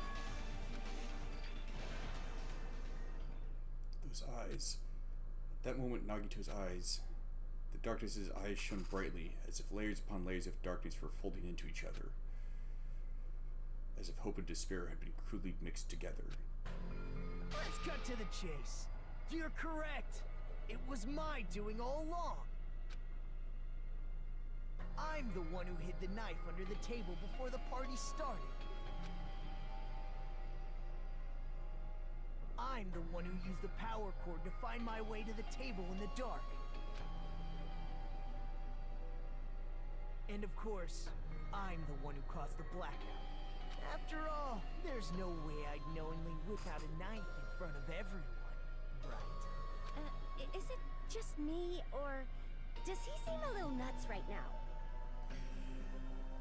Very, because the knife was not the murder weapon. But I never expected Byakuya to have night vision goggles. Because of that, we had ourselves a little scuffle under the table. And, well, we all saw how that played out. But with a twist ending like this, I think we can all agree this ended up being a very interesting mystery. Byakuya performed admirably. Just stop it already! Seriously! What the hell happened to you? Don't tell me. Is this your true nature? Were you lying to us this entire time? Me? Lie? That's outrageous. There's no way someone like me could have lied to you guys. I understand better than anyone else that I'm ultimately worthless. Too arrogant to have dreams or cling to hope. Too disdainful to actually try at anything. I've made peace with the fact that I'm a lowly, stupid, insignificant human who can't do anything right. Holy crap! He's totally the type of guy who spent his childhood killing neighborhood pets! He seems like the sort of person whose eyes light up while watching Friday the 13th. Just like me. Wait, what? That's quite the hobby you have there. But, like, now's not really the time to bring it up. Hey, Nagito. If you were behind all of this, then did you also send that threatening letter? Yep, I sure did. There's nobody else on this island whose handwriting is that painful to look at, right? But why would you send a threatening letter in the first place? I think somewhere deep in my heart, I was probably hoping to find someone who would stop my evil deeds. Well, I bet if that really was my reason, at least some of you would feel sorry for me. Are you making fun of us? By threatening Byakuya, Nagito was likely able to manipulate his actions.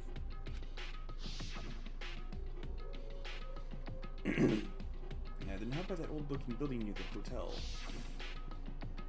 Well, if it's just cleaning, leave it to me. I'm actually pretty good at it. In doing so, Nagito was able to manipulate everyone to the scene where the murder would occur. Am I wrong? That reminds me. Nagito was the one who suggested I guard the office. Well, not only is the storage room packed with lots of stuff, it's hard to see in there and full of cobwebs. I was so busy cleaning the dining hall that I didn't even have time to clean the storage room. If you stay there for a long time, I think it'd be bad for your health. In that case, why don't you guard the case in the office? Oh, I get it. If Pekka was guarding the storage room, Nagito wouldn't have been able to use the irons. The threatening letter, along with all your suggestions, was all a trap to manipulate us. Yep, that's true too. But you're wrong about one thing. Huh? What? I didn't need to rig the drawing for cleaning duty, you know? If that's true, then how did you conveniently get picked for cleaning duty? I see. Well, there's no way I'd expect you to remember it. Worthless talent for a worthless human.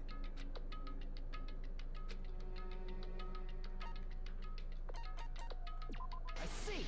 Ultimate baby face? You're the ultimate lucky student. Then, did you? That's right. I just trusted my luck. I trusted I'd be picked for cleaning duty. You just relied on your luck? It's not just luck. It's true my talent sucks, but I'm still the ultimate lucky student, you know? I'm looking at the red mark? For someone called the ultimate lucky student, you don't seem very lucky right now. At the time, Hajime said I wasn't lucky. But it was actually the opposite. I was lucky. That's why I got picked for cleaning duty. Just like I wanted.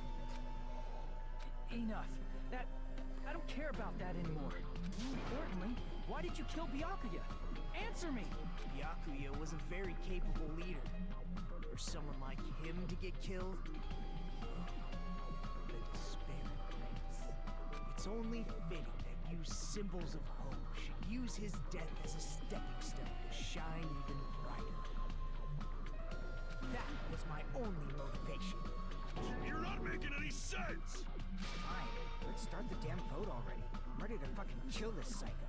Please! Monokuma! Please, wait! Huh? The fuck?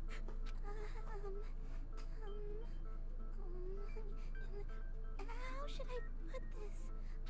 Is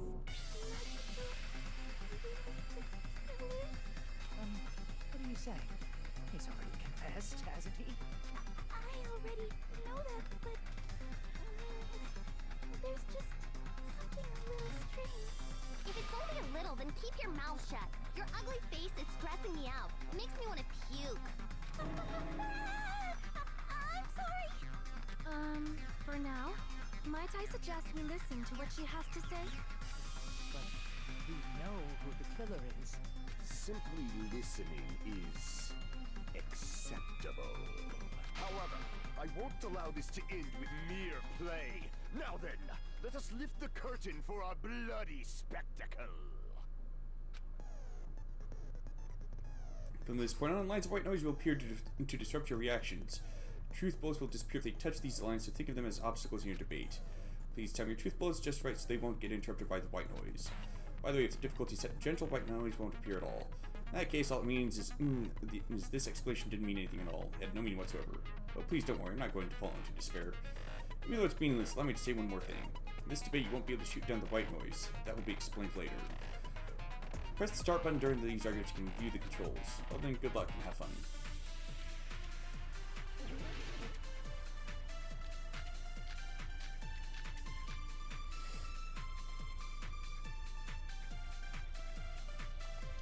I think it's strange that...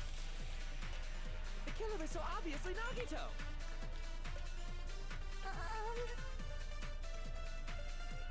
He has already confessed. You know... That bastard Nagito is the one who did it. He killed Byakuya with a knife he hid. No, that's wrong.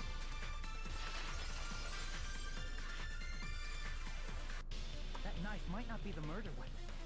That's what you wanted to say, right, Mikon?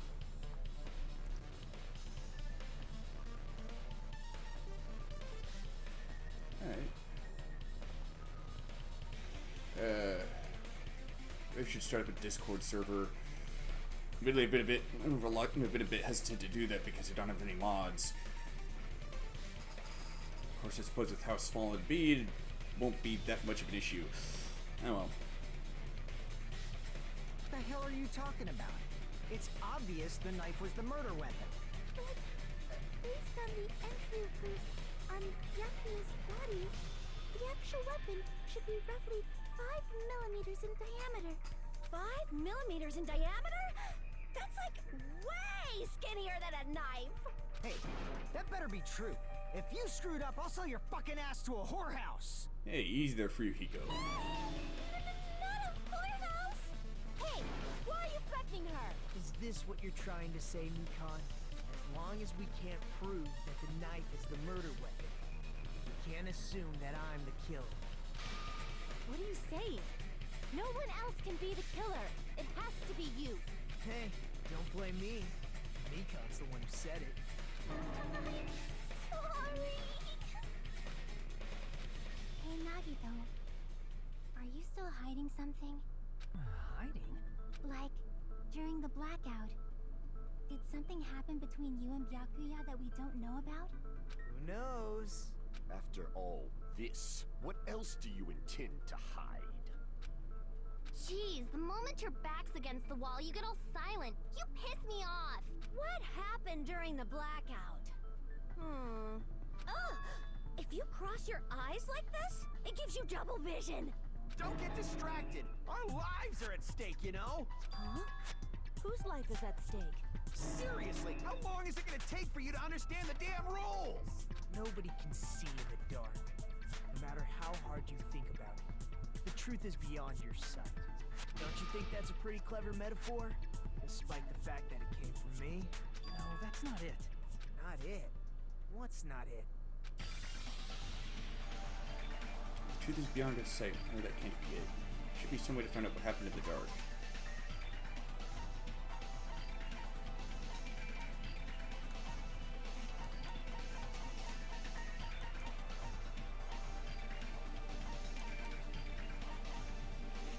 Oh yeah. I can prove it with this. Even if we couldn't see what happened in the dark, I'm pretty sure someone could have heard it. Isn't that right, Ibuki? Oh, real? Don't act so You were surprised. the one who told me, remember? How everyone was shouting during the blackout? Everyone, calm down. We gotta stay calm in a situation like this. Ah! Don't step on my feet! What the hell? What's going on here? This is... Ow! Turn the damn lights on. I can't eat like this, you know. You guys? Where are you? Wasn't the blackout just in the kitchen? Perhaps the breaker overloaded? Hold on a sec. I'll go along the wall and do something about it. Such perceptive hearing. Impressive. I'd expect no less from the ultimate musician. It's a good thing your ears are awesome because your face, style, figure, and personality totally suck. You've cut me deep with your knife of truth. However, after hearing what Byakuya and Nagito said in the dark... What the hell? What's going on here? This is... Ow! It almost sounds like Byakuya fought back against Nagito or something. Well, that's actually what happened. As a sign of respect for Ibuki's talent, I have a small confession to make. I was actually shoved out from under the table by Byakuya. He shoved you out? Just as the blackout occurred, I hurried to duck under the table and grab the knife. But Byakuya, wearing his night vision goggles, caught me and shoved me right out from under the table. That's right. I'm so incompetent that I couldn't even grab the knife. So Byakuya stopped him when he was trying to get the knife, and he got shoved out from under the table before he could even grab it? It sounds plausible, I mean, just from listening to what they both said at the time. What the hell? What's going on here? This is... Ow! Like, interpret like that. No, actually, now that I think about it, it sounds like exactly what happened. After getting shoved out from under the table, I was just as confused as you guys. I lost sight of the glowing paint. I didn't even know where the power cord was. Before I realized it, the lights had come back on. Byakuya's body was lying under the table. Hold on! Are you saying you're not the killer? From the very beginning, the idea to throw a party, hiding the knife, setting up the blackout, it was all going according to plan. But unfortunately, my plan failed. And all thanks to Byakuya's night vision goggles. What happened after that? Even I don't know. You failed? Then you're not the one who killed Byakuya? Then we're right back to square one! How can that be? We spent all this time talking back and forth! What other word is brimming with so much despair? But you can't give up. You need to have hope. Do your best and move forward. Rising to the challenge again and again is why you guys are the symbols of hope. No, but I suspect he's the mastermind. I didn't say that. I just thought I knew him, but this whole time I didn't know anything about this guy. Didn't know his true character. It's as simple as that. Now's not the time for me to dwell on that. We need to find Byakuya's killer by any means possible. Because if we don't, we will die here.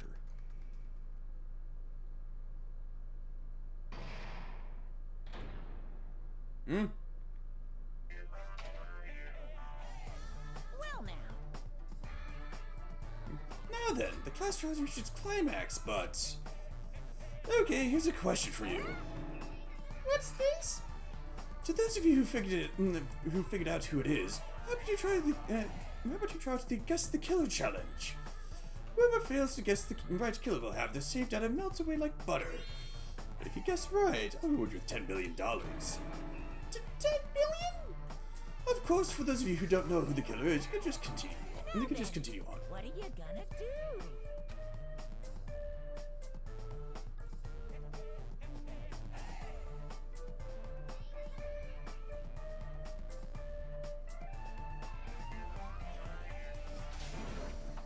Just kidding, you can't make a choice.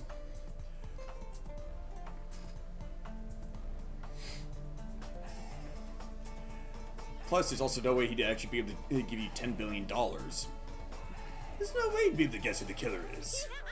And of course, there's no $10 billion either. You're so evil.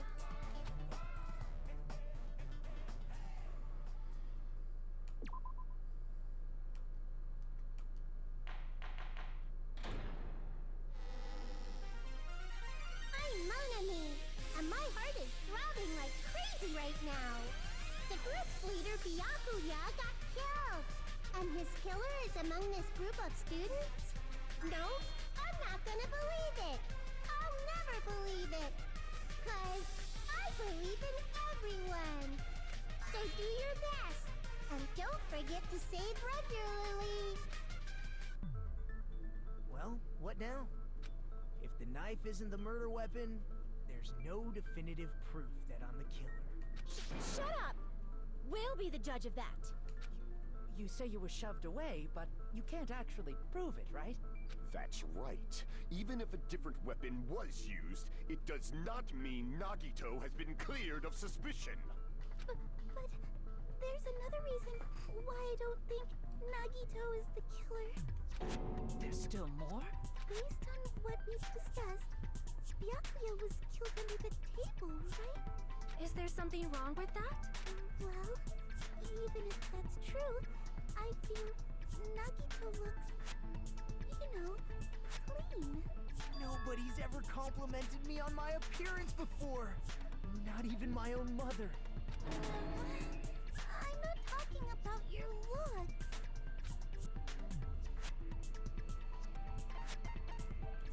I see. Are you trying to say something like, why didn't Nagito have any bloodstains on him? Yes, that's it. Because under the table, there was a lot of blood splattered everywhere, right? There were even bloodstains on the inside of the tablecloth. If he stabbed Byakuya to death, it's strange he did not get splattered with an appropriate amount of blood. I didn't get any blood on me? That is weird. You just used something to block the blood, didn't you? Yeah, that's not such an easy thing to do. Something that might have been used to block the blood splatter. What do you think it could have been? I guess we did see something I could have used. Isn't that right, Hajime?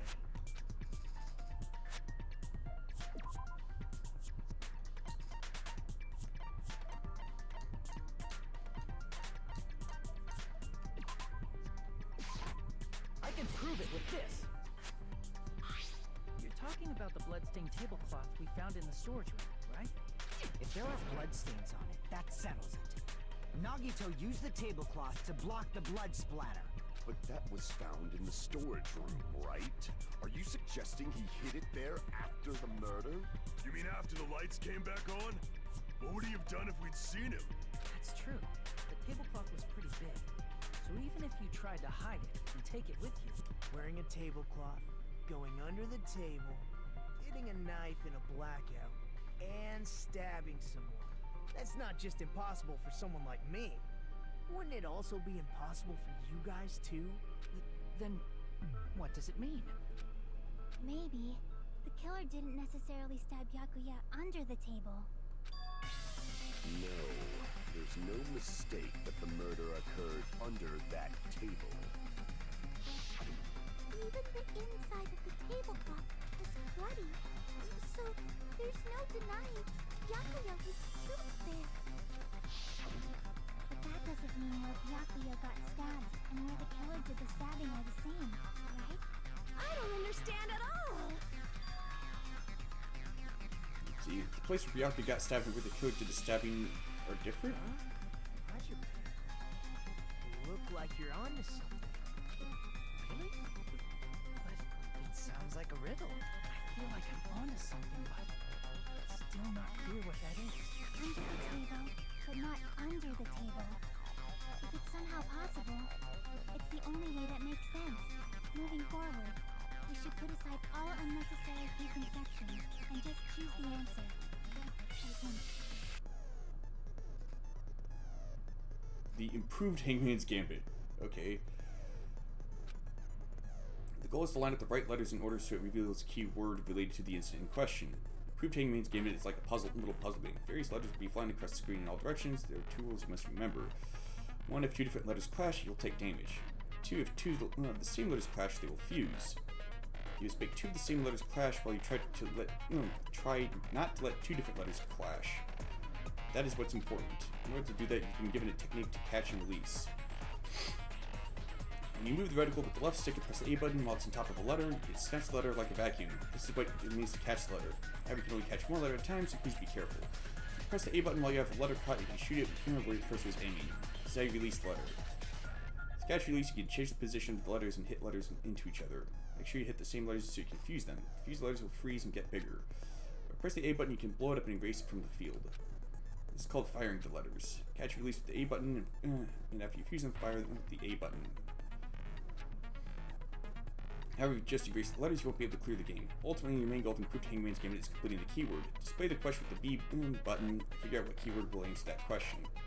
About lining up the keyword, instead of press the A button to fire the letter, please press the square button. If that happens at the same time, the letter blows up, it will be set to the keyword list. Set letters correct will fit at the keyword. If not, the influence gauge will take damage. You must write the keyword in order. Based on the flying letters, please think about the completed word. Also, if you leave a fuse letter alone for a while, it will just blow up on its own. In that case, it will still damage you, so please be very careful. It took so long to explain it, but do you understand now?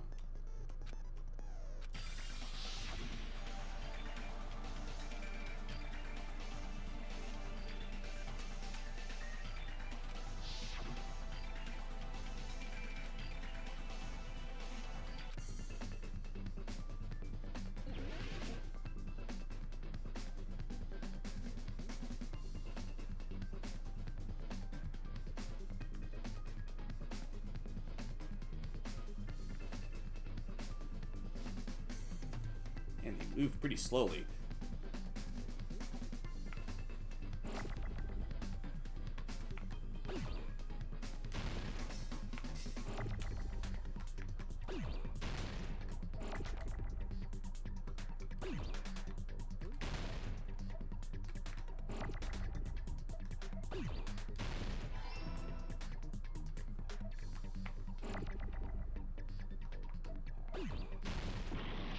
Oh, whoops.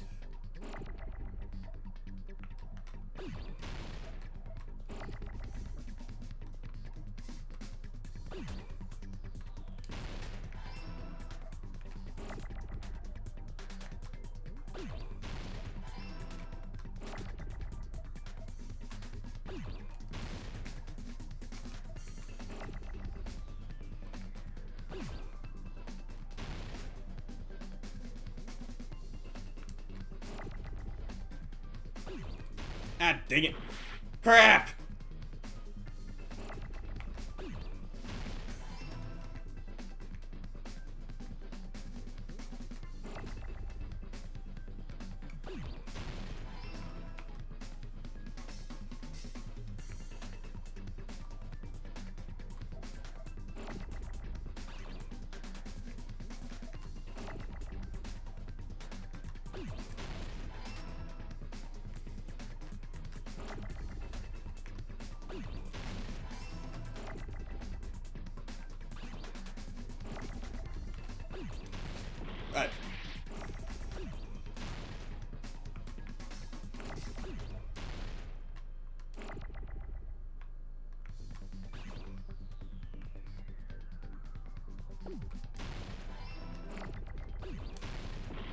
Whoops. Need to stop doing that.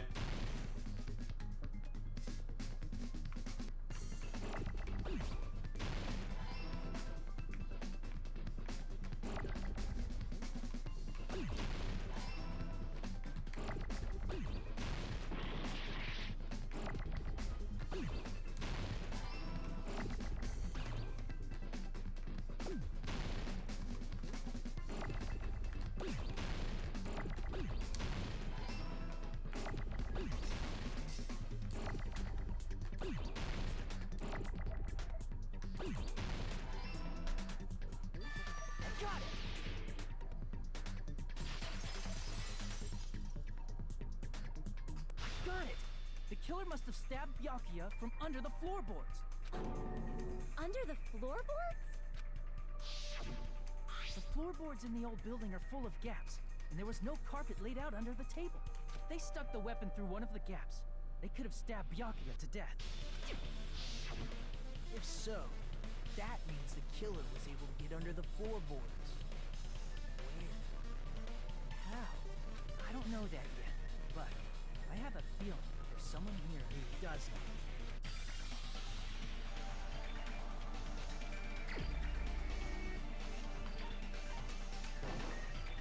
You're the only one! Hey, Gundam, you dropped your earring in the dining hall, right? Are you referring to the Hellhound earring? About that earring. I said, are you referring to the Hellhound earring? About that Hellhound earring. You dropped it beneath the floorboards, right?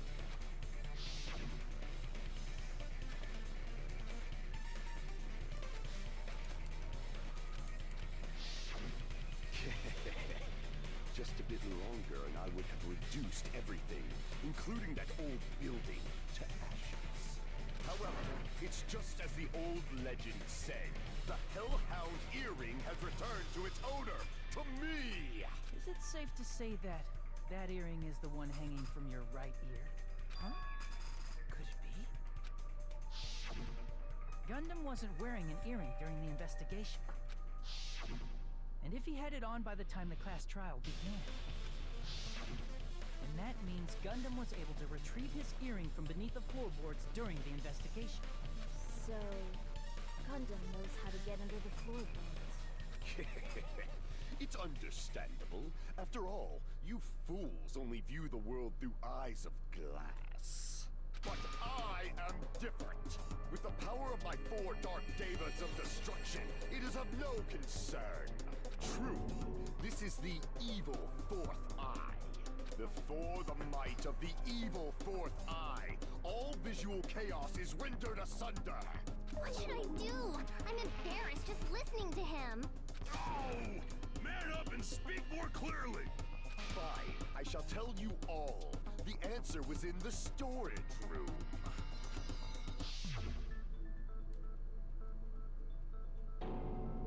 One of my 4 dark devas of destruction, Mirage Golden Hawk, Jumpy, has seen beyond the chaos. A secret passage of doom leading to the underground lurks beneath a large assortment of random boxes. After securing a lighter from the supermarket, I threw caution to the wind and ventured below the floorboards. And as a result of that lonesome battle, I was able to recover the Hellhound earring with my own 2 hands! Tremble with fear, fools! Behold my power! There he goes blabbing about power and crap. You're ridiculous. You're just a breeder, you know. Anyway, it sounds like you can go under the floorboards from the storage room. Then that has to be how the killer did it. If the space beneath the floor is empty, it's not that far to move from the storage room to the dining hall. I see. If they passed through the storage room, I understand why the tablecloth was put there. The killer lurked under the floorboards during the party, and from there, stab, stab, stab! Are you sure? You don't like stab, stab, stab? Should it sound more fleshy, like... No, I'm not talking about your sound effects. You're saying they snuck under the floorboards, but that means they would have had to leave the party, right? So, was there anyone who was able to do that? Then whoever wasn't at the party is the killer. They must be the one who was waiting under the floorboards. Who wasn't at the party again? I didn't participate, but I was guarding the entrance, remember? Monami over there can be my witness, right? Yes! This Monami over here is your witness! I believe there's no need to discuss this matter further, but I was unable to leave the bathroom. I was in the kitchen for a long time, but I frequently went to the dining hall to deliver my dishes. The only person who wasn't at the party...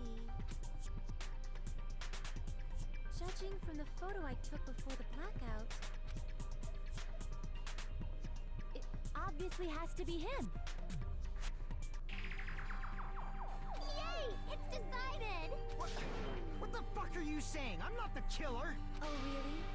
What happened to the tough guy who was saying stuff like, I can do it? Don't mess with me! I'll fucking kill you! See? You're making threats again. Yep, that's right. Things are starting to get exciting. Hey, you're now allowed to use the silencer. You can use the silencer with the 8 button as many times as you want. If you use the silencer, you can shoot down the white noise. Also, when you shoot down the white noise, your time limit will increase a little. However, if you shoot in naturally marked with your silencer instead of the white noise, the time limit will decrease. So, be careful when you're using the silencer. Oh, but if the difficulty is set to gentle, white noise won't appear at all. In that case, you'll still be able to use the silencer, but it'll be somewhat pointless. If you feel like you do a little bang bang, you can use it to your heart's content.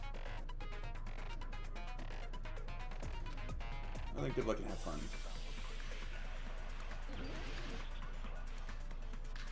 I've heard of limiting narration, but not limiting tutorials. During the party, the killer was lurking under the floor like a cockroach. We could have stared at panties all day. Without going to the storage room in the dark. Is that true, Fuyuhiko? Don't act like I'm the fucking killer! But when the party started, nobody saw you, you know? That means you have no alibi. No, that's wrong!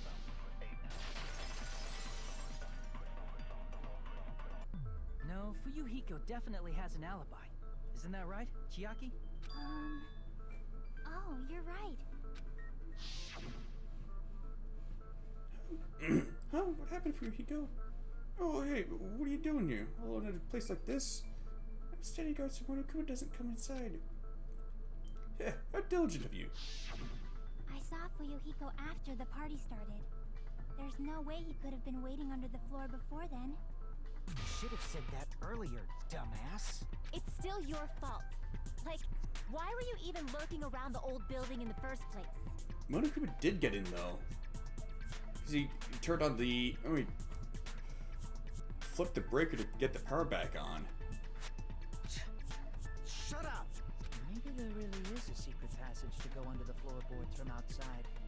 We came to spy. What'd you say, motherfucker? Oh, no! Wow, he got chewed out, but he looks super happy. Regardless, it's impossible to go under the floorboards from outside.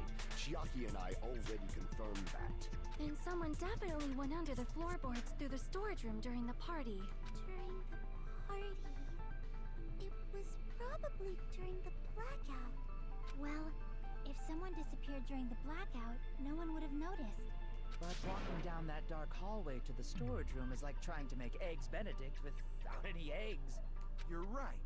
I couldn't even see the office in that darkness, and that room was much closer. But is it really impossible? It might be better if we examine that possibility a little bit more. It was super dark, you know? There's no way you'd be able to find your way to the storage room. It appears we're getting close to the final stage. The blackened or the spotless? Which is superior? I think it's time to settle this.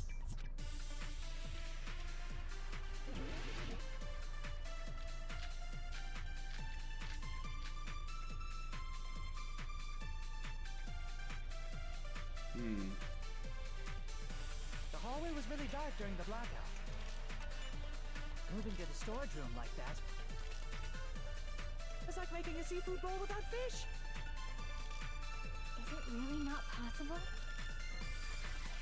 What if they used a string like the cord? Maybe there was another pair of night vision goggles? What a pain. I'm gonna go with my gut. What if they used a light? Definitely sounds impossible.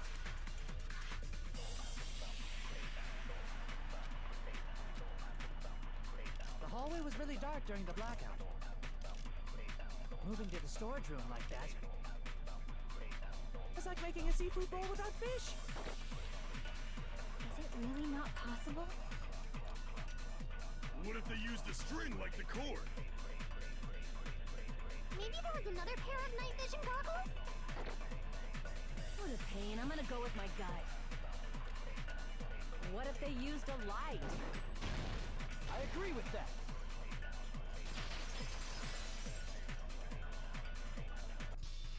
You know, the killer had a light with him. Oh, I was right? But where could they have found a light? There was one nearby for sure.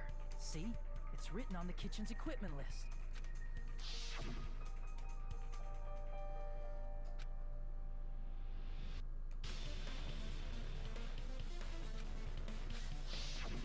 It's the portable stove. Portable stove? The portable stove isn't powered by electricity, and it's also small enough to carry around. So, the killer used the portable stove to move from the hallway to the storage room during the blackout. I see. I never considered the portable stove. But there's a hole in your argument. A hole? What kind of hole?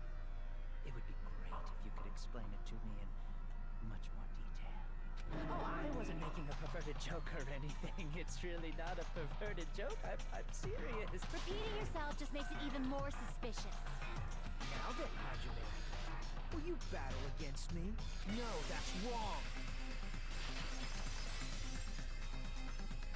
Will you be able to break through my argument? Wait, this is something like him.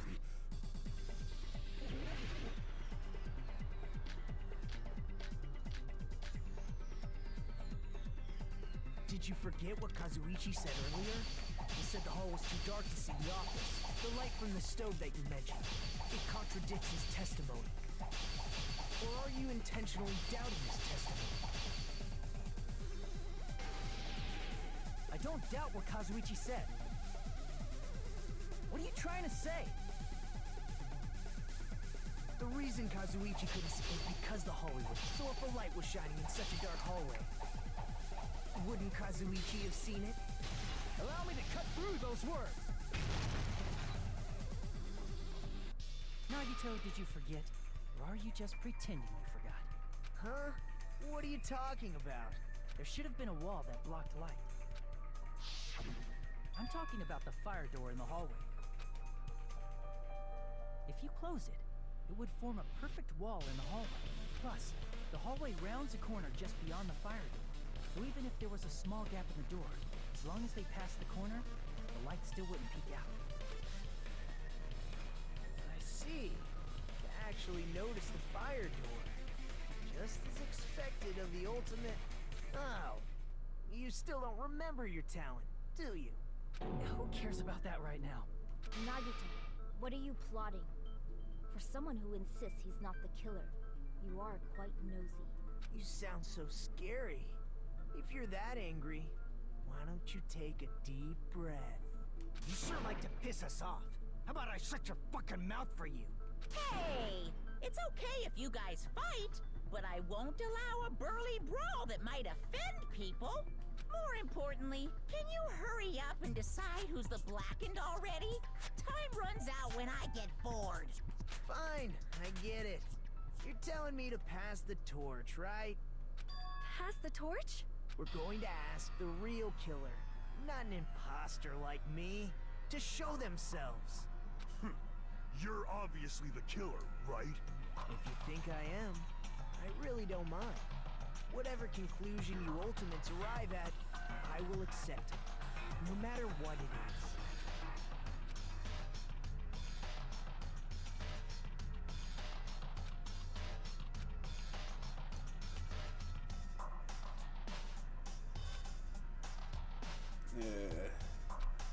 The only killer I can think of is you and only you.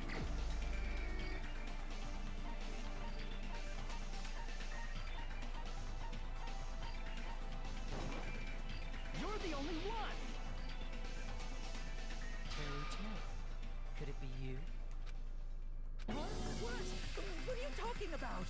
Terry's the killer? Is that true? What are you talking about? There's no way! Of course, that's simply my assumption. So if you have an objection, please speak freely. Objection or not, Why am I being treated like the killer? Because the portable stove used in the murder came from the kitchen. That's it? That's the only reason you're treating me like a killer? Isn't that a little drastic? You're cruel. Cruel. Too cruel. Terry. That attitude is so not like you. For the ultimate cook to get so upset. Call me chef. If you fall to aspersions like this, who will be there to support the future of the culinary arts? The future of the culinary arts? The heck is Nagito playing at? That's right. For the future of the culinary arts, you must face this and fight it fair and square. You're right. Yeah, that's totally right. So, what's an aspersion anyway? Is it yummy? Did you know asbestos is yummy too? You should try some later. Yeah, right. Nagito, why are you interfering? Let's assume that the killer used a light, and that they used the fire door to mask that light, and that they moved to the storage room and snuck under the floorboards. Then what? It's dark under the floorboards too. So how would they be able to stab Byakuya? You're not gonna say they shined the light on Byakuya, right? The plan would have been ruined if he noticed. That's right. What do you think about that? There's no way you can answer, right? You personally haven't investigated what's beneath the floorboards. If that's the case, then Gundam should know. He actually went under the floorboards. No. Unfortunately, there was nothing related to the incident under the floorboards. The only thing I found was a strange liquid shining in the darkness, near where Byakuya's blood was dripping. What? A shining liquid in the dark? That sounds super important! If there was a shining mark like that, they would have been able to move to it in the dark, right? And in doing so, it might have been possible for them to use that mark to target the victim. See, the victim was targeted by a mark.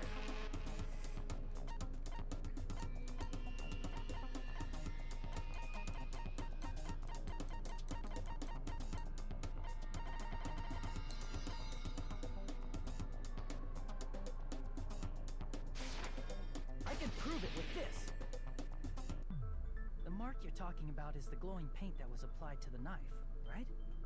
Ah, by using the glowing paint as a target, they were able to judge where to stab even in the dark.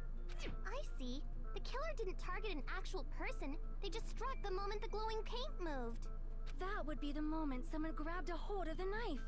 So, the killer used the mark that I prepared for finding the knife as a mark for stabbing. I see. That's why Byakuya got killed when he took the knife. But if they were able to do that, wouldn't that mean the killer knew about Nagito's plan all along? Well, Teru! Seriously, I don't know anything. Really, I don't know anything at all. Then can I ask everyone a question instead? You again? Just stop already! Now. We should give everyone a fair opportunity to speak. If Teru is the killer, that would mean he went to the storage room during the blackout. And just what did Ibuki hear during the blackout? Ah! Don't step on my feet! What the hell? What's going on here? This is... Ow! Turn the damn lights on! I can't eat like this, you know! You guys? Where are you? Wasn't the blackout just in the kitchen? She heard Teru's voice in the dining hall.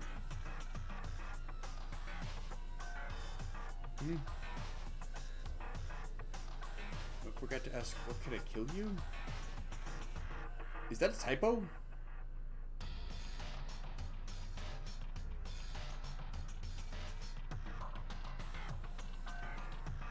Doesn't that prove Teru was in Oh, the call. dining Okay. hall during the blackout? You could call me Frigid Knight.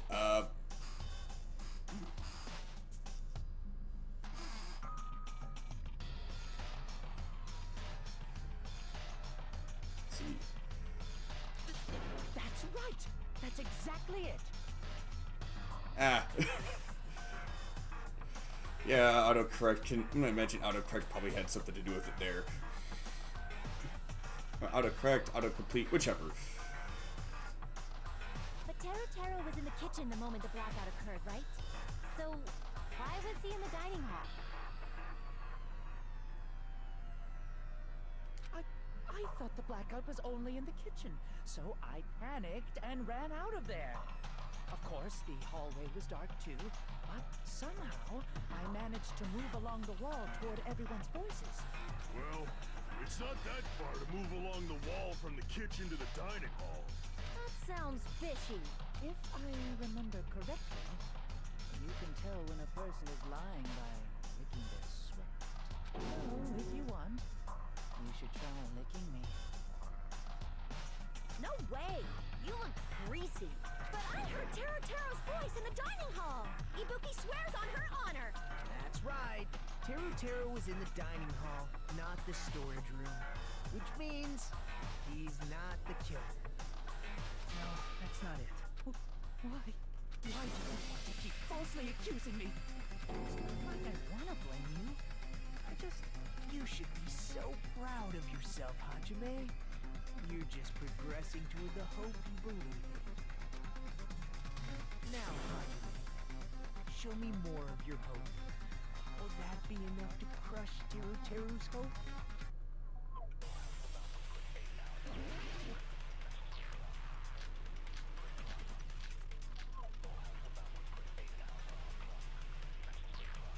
Let me ask you again.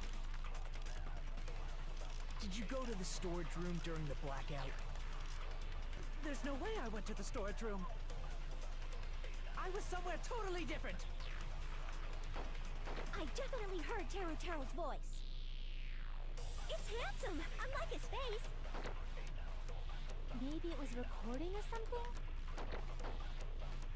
Nope, definitely a live voice. Right, as long as I have her testimony. The fact that I was in the dining hall cannot be disputed. I'll shoot through that contradiction. Just because we heard Taro's voice in the dining hall doesn't mean he was literally in the dining hall. Yeah, I imagine it can be pretty hard to plot things like that because you have to have you have to have a lot of clues, red herrings. Plus, with the clues, they have to be there but not too obvious. Huh? Why? Remember the floor in the dining hall? It was full of gaps, right? So even if you shouted from under the floor, it should have sounded just like the voices in the dining hall. But... I see. So he brazenly shouted from under the floor to make us think it was in the dining hall. Is that true, Taro? Hold on a second. Can you explain this, Taro? I told you to wait a second, ain't I? What are y'all even saying anymore? I'm telling you, I was in that there dining hall during the blackout. Where are you from again? I was born in West Asafu and raised in South Aoyama. Hey, you guys! This guy's a major liar! If Taro was in the dining hall during the blackout, he should have been there after the power returned, right?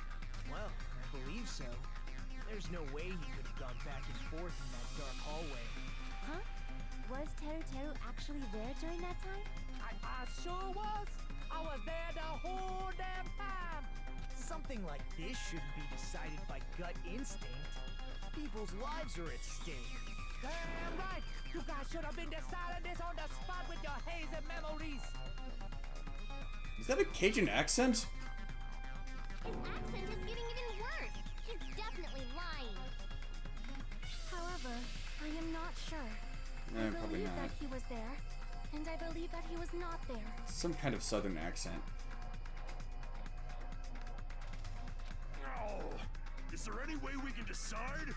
Why don't we consult his memories? His memories? Gosh, yeah, don't be saying things like that. Don't make no sense. Can you even prove I wasn't in the dining hall? I probably can.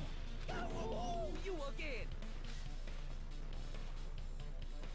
Whether or not Taro was in the dining hall during the blackout, in order to know for sure, just need to throw that question at him.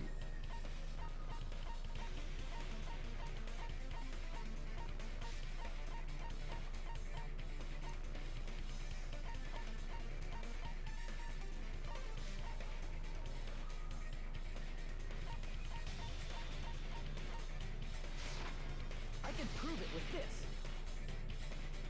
If you're claiming that you were in the dining hall when the power came back, then you should know how Miko was positioned at the time. Whoa, what? No! Don't make me remember! It's so embarrassing! No, this is a very important question. Well, Teru, if you were really in the dining hall at that time, you should know the answer to that. Huh?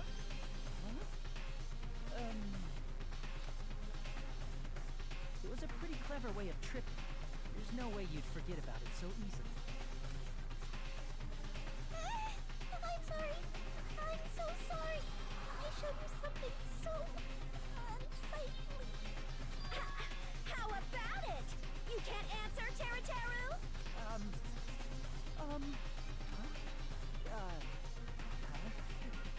That's weird. Just slipped from my mind. Yeah, I'm pretty sure it wouldn't slip from his mind. There's no way it would slip from your mind, especially not a pervert like you. Even so. Nagito, say something! I guess you might have to give up now.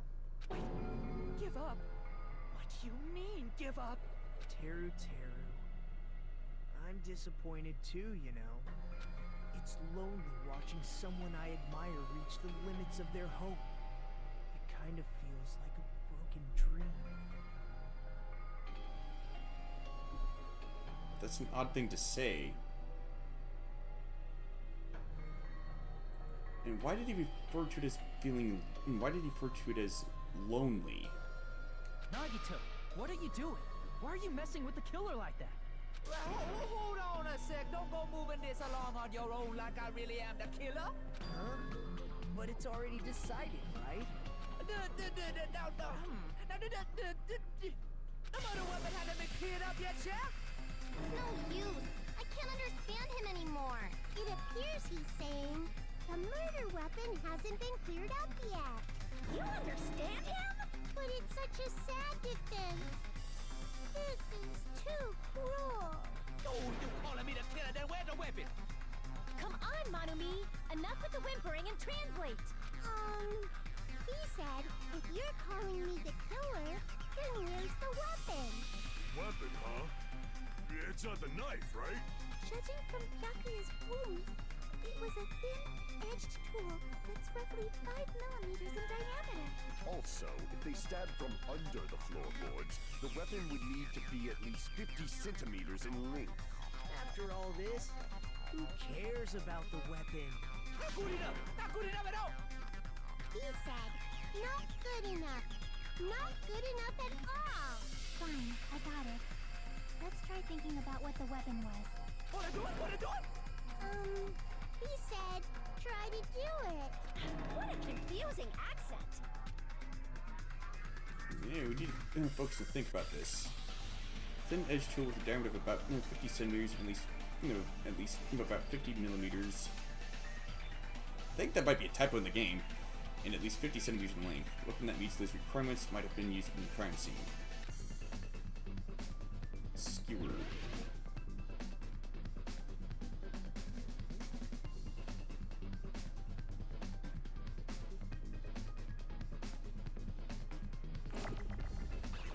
Oops.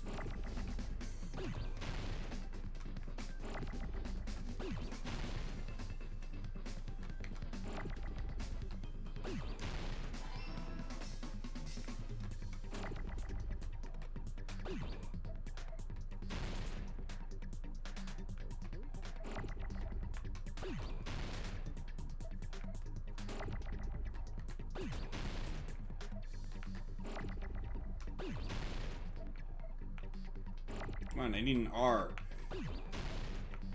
Thank you.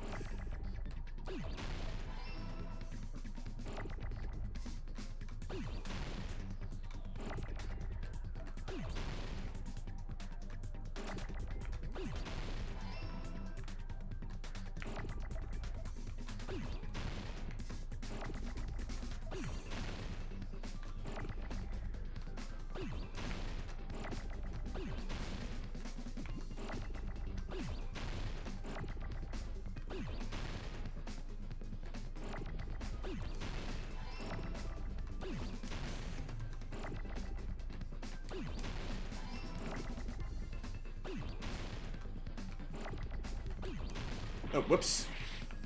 Got ahead of myself.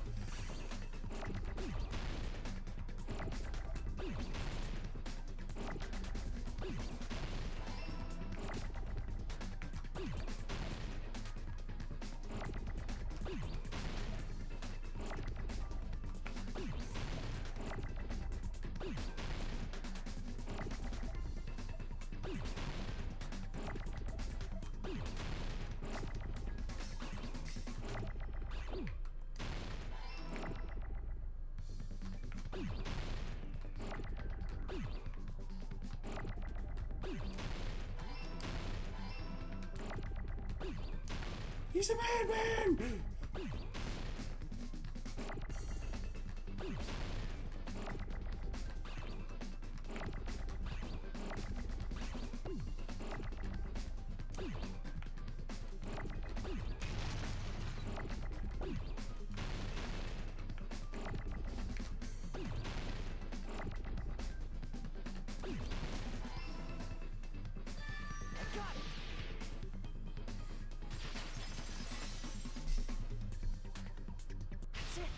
The weapon must be the iron skewer. Huh? The iron skewer? Before the party, as Byakuya was confiscating all the dangerous items, he spoke to Teru. I checked the equipment list and there seems to be one iron skewer missing. Oh, that's right. As far as I know, that's been missing from the start. So that missing iron skewer is the weapon? An iron skewer would match up with the wounds perfectly. Hey, Teru. Where'd you hide the iron skewer? Avril Lavigne! What? Avril Lavigne? Huh? Did he really just say that? What the heck does a pop singer have to do with any of this? He's just saying random shit to fuck with us. You probably dumped it somewhere on the island, didn't you? This school trip has a no littering rule. If he had violated it, the island sirens would be ringing non-stop. Island sirens? Just for littering? Also, I was on guard duty, and I never once saw Teru leave the old building. Which means he obviously hid it somewhere in the old building. It's probably the kitchen again, right?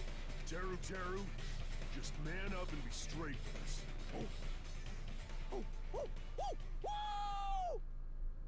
Is he going monkey mode? Finally, we are nearing the end. Quartered opponent will be surrounded by soul shields and simply will not listen to what you have to say. It will probably pain you to condemn your classmate, but this is a class trial after all. You must argue against your opponent and destroy their soul shields. In a high-speed dispute battle where you beat down and panicked opponent's excuses and nonsense. That's the bullet tempo. Sorry, the panic talk action. Hang on.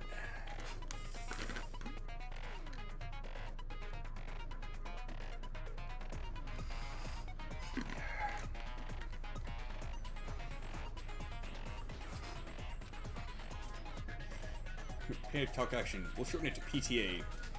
During PTA, you must destroy all of your opponent's soul shields so you can deliver your final strike. In order to do that, you must destroy your opponent's remarks while following the tempo of the song. Time your button presses with the tempo marker as it moves across the screen. Match the tempo marker by pressing the B button, and you'll be able to lock onto your opponent's remarks. If you keep pressing, you'll be able to lock onto multiple remarks at the same time. Afterward, if you release the B button in time with the tempo marker, it will intercept the locked-on remark and destroy it. By destroying remarks, you'll be able to damage the soul shields protecting the opponent and destroy them. However, if you cannot destroy the remark within the time limit, you will end up getting hurt. During PTA, you can press the start menu to review the controls. For this PTA, just focus and press the B button. Please wait for another time for the other features. Do this consecutively and start a combo. Keep this going, you'll initiate a tempo up. On the flip side, if you keep missing, you'll find yourself in a tempo down situation. If the song changes, the tempo changes. This will alter the timing for each button. Please be careful. Last but not least, let me tell you about the final blow. If you destroy all of your opponent's soul shields, they will start to give their final argument. If that happens, four words will be displayed on the top, bottom, left, and right sides of the screen. Each of these 4 words corresponds to the B button, Y button, X button, and A button. If you press the buttons in the right order, you'll be able to compose the words of your final strike. Please make your argument while searching for the words that will trump your opponent's final argument. Also, if you don't deliver your final strike within the time limit, the opponent's soul shields will recover. Well then, good luck and have fun. What the hell you saying, you do because of hit? He's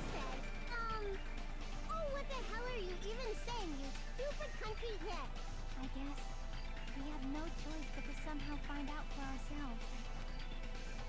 The iron skewer is the weapon, then hiding it in the kitchen would be the easiest way to slip it by.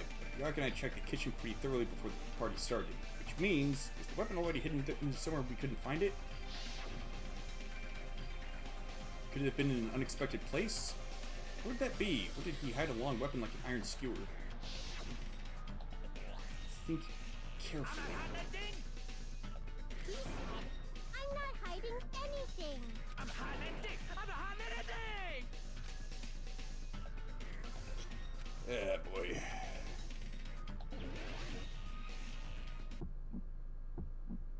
Shut up! That's impossible! Nonsense! What the heck?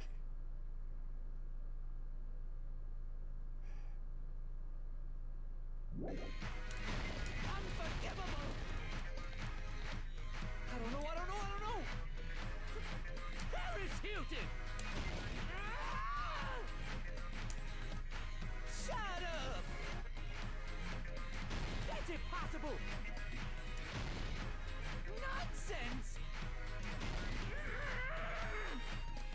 Unforgivable! I don't know! Paris Hilton! Ah! Where would the weapon be? Alright. Meat on the bone. This is the end!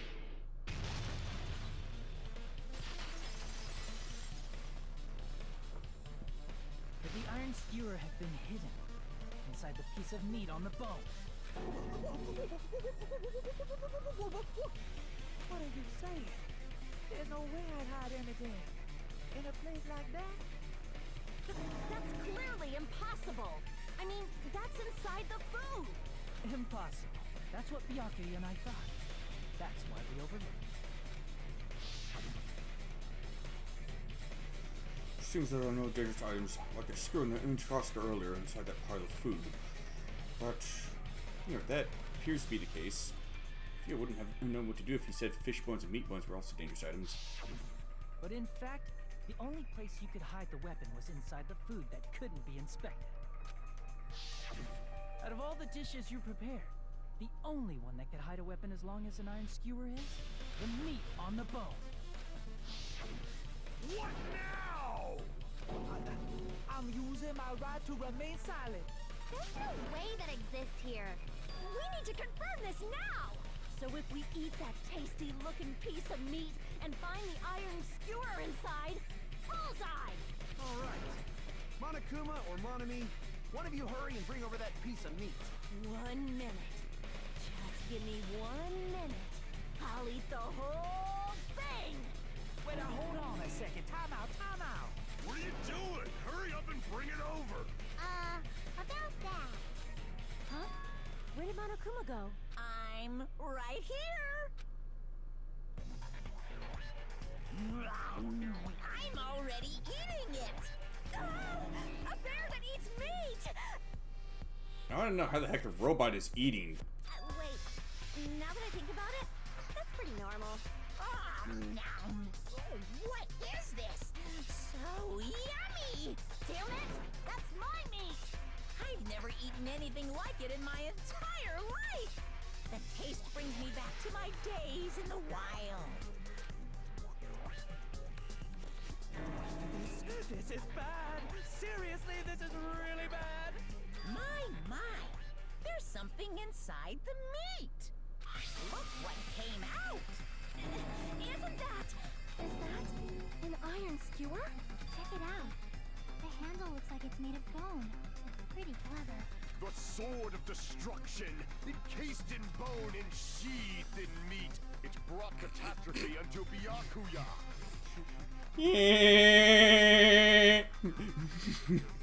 As expected of Terror. Such a fantastic weapon from the ultimate chef. You're wrong. I'm not the killer. I'm not the kind of person who would kill someone. I got it. You all set me up. You guys set me up so you could blame this on me. Jeez, what a disappointment. Such an unseemly defense for an ultimate like you. Can you really call that hope? Hey, Nagito. I'm sorry, but can you just be quiet?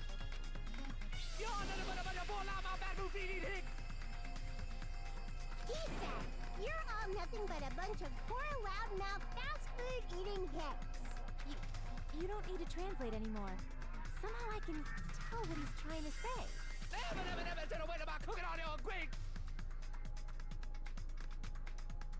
Let's just deal with Nagito later. More importantly, we should first... I guess we need to settle this.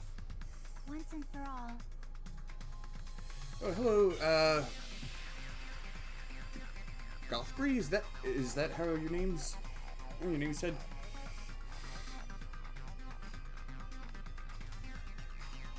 Yeah. To do that, we need to go over the entire incident from beginning to end and make everything clear.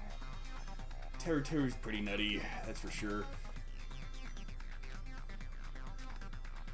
Then it can prove Teru's crime. That's right, if we don't do that, we can't end this no matter how much time passes. So, we need to do it. Let's see. Every case is one last feature to bring the class trial to an end. This is the closing argument. In this phase, you'll give a complete summary of the case. Admittedly, this is actually my first time playing through the game, and I've been making sure to hold off on spoilers as much as I can. So you have to reproduce the order of events in the case in the form of a comic book. This reproduction is merely Hajime's imagination, so there will be gaps here and there. Gaps are areas where a number of pieces are missing. It's up to you to complete the comic using the truth panels provided. Around 3 to 5 truth panels make up one set. Inside that one set, there will be correct panels placed inside incorrect panels. Let's see, if you use up all the correct panels contained in one set, you'll switch to a new set.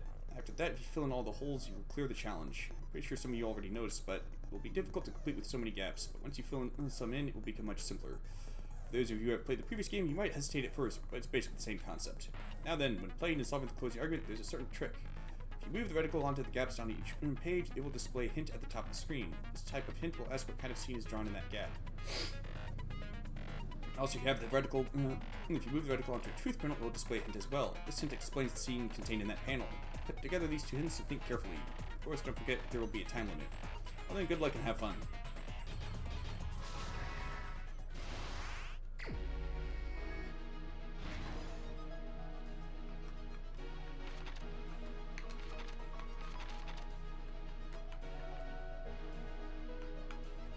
The heck? Ow. I'm not sure why... So everyone at the party is...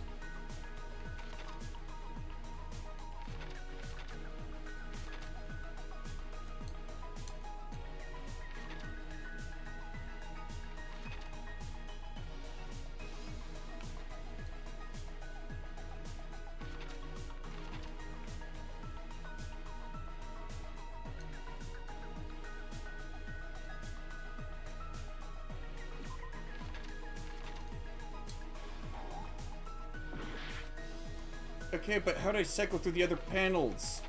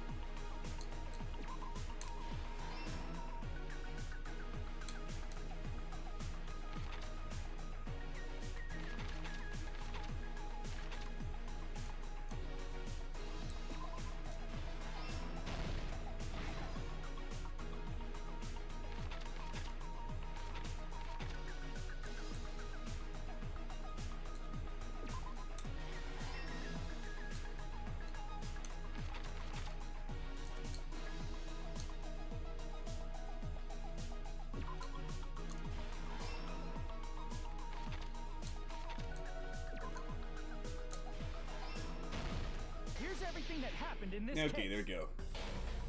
let's try going over the whole incident, beginning with right after the party started. Byakuya had us gather in the dining hall of the old building near the hotel. He was extra cautious about a murder occurring that night because of a threatened letter he received. Therefore, he decided to throw a party so he could monitor us.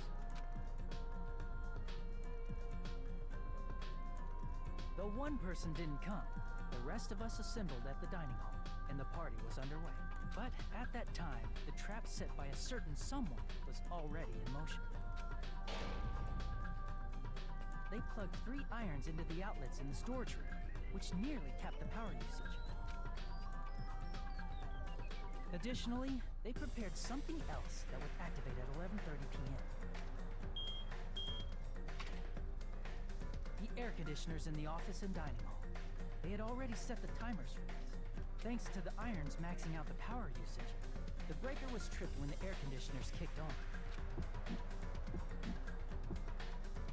Since the windows in the old building were covered, the blackout plunged the dining hall into total darkness. You know, honestly, it's probably more likely that the air conditioners would have maxed out the power usage. The irons would have just guaranteed that it went over. But when that happened, Byakuya took out a specific item that he brought in his case. That item was the night vision goggles. Byakuya was so concerned about a murder occurring that he brought a variety of security equipment with him. When he put on his night vision goggles, Byakuya witnessed a certain someone making a suspicious move.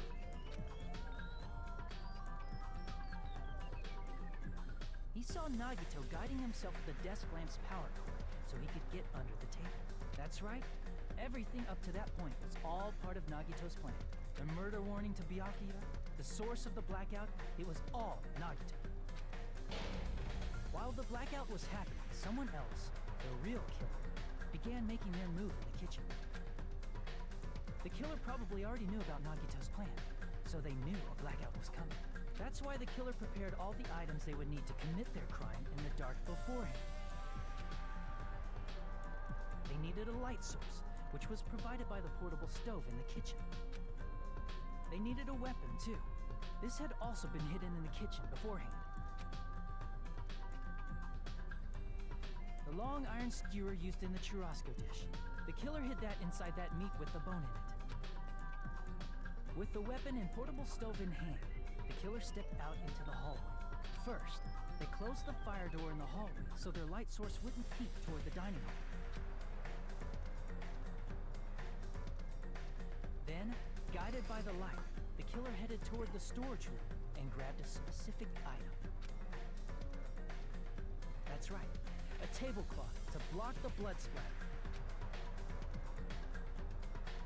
With this, the killer finished their preparations and snuck under the floorboards through the secret passage.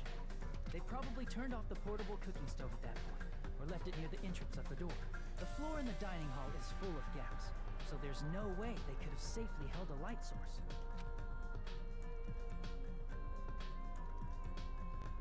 But thanks to the glowing mark they painted earlier, the killer was able to get beneath the table. Under the table, Byakuya found the knife that had been hidden there. If only he had retreated, he probably wouldn't have gotten killed. He had to retrieve that knife, and at that moment, the killer lurking beneath the floorboard stabbed straight up with the iron skewer. The killer had been waiting in the dark for the moment when the glowing paint began to move. After they murdered Byakuya, they purposefully shouted from beneath the floorboards to make it seem like they were still in the dining hall. Afterward, they came out from underneath the floorboards and rushed back to the kitchen. And then, after hiding the murder weapon in the kitchen, they rejoined the group as if nothing had happened. There's only one person who would have been able to commit this crime, especially if that person is someone who'd think of an unexpected way to hide a weapon inside food.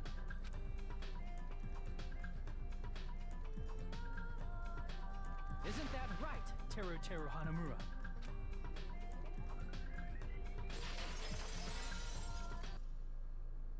That's what happened.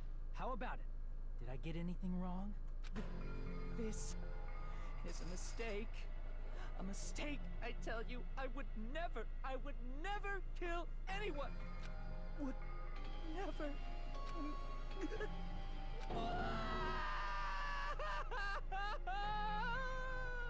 It seems this is the end.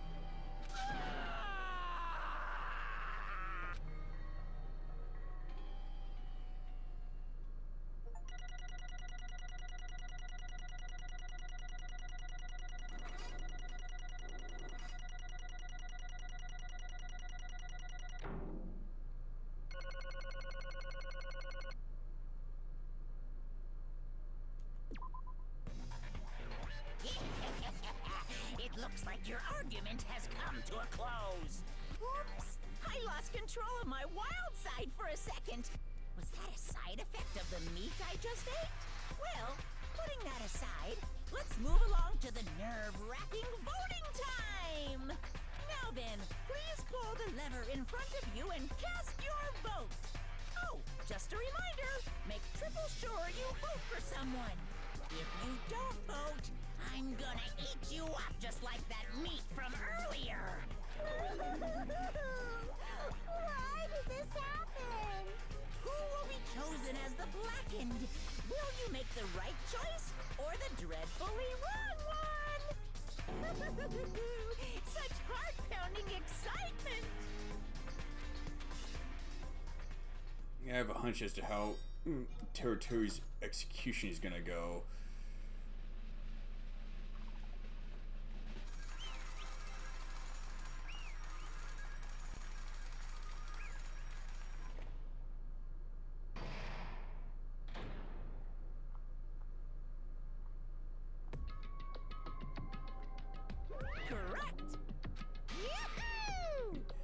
That's right. This time, the Blackened responsible for killing Byakuya Togami is Terutoru Hanemura. No. You... Are you serious? Of all these people, are you saying Ponsa Kim is the one who killed Byakuya? But... Why? Why did you kill him? You've got it wrong. It was a mistake. I'm telling you, it was a mistake. I was only trying to save you guys. Hey! I was trying to stop Nagito from murdering one of you. Huh? Trying to stop? What do you mean? I spent all morning in the old building preparing the dishes for the party, and then I heard a weird laughter in the dining hall, and when I peeked over there, I saw him. I saw Nagito in the middle of cleaning duty, putting the knife under the table. I had a bad feeling about it as I continued to watch what he was doing. I saw him place the irons. Alright. So I placed irons and brought in the storage room and pushed the air conditioner timers. Plus, he was grinning. Just grinning by himself the whole time. So I questioned him. When that happened, he... You caught me? Oh, I've been caught? What? Been caught? Hey! What are you doing? What are you scheming? I'm planning to kill someone, of course. Teru, just to let you know, it's pointless of you to try. No, it's pointless of you to stop me. If you stop me now, it doesn't matter. I will never give up. Whether it's tomorrow, the day after tomorrow, or the days beyond that, I'll definitely start the killing. Impossible! He actually was right about that. What? No matter how much you want to leave this on, that's just... I see, so that's what you think. Well... But that's not it at all. This isn't about my survival. I just want the killing to start. What are you saying?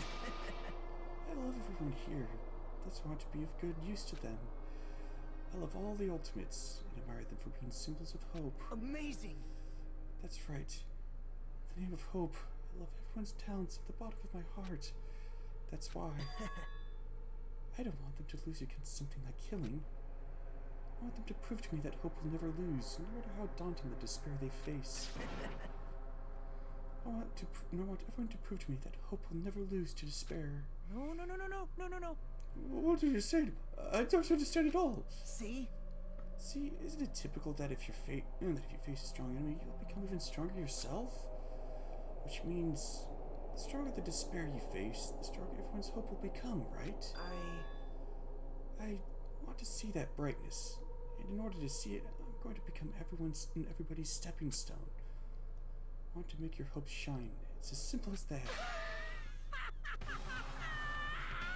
That is a pretty unhinged looking face right there. That's right. I yearn for a powerful hope that can overcome any kind of despair. You're kidding, right? Are you kidding? Don't tell me. You're actually serious? So you don't understand?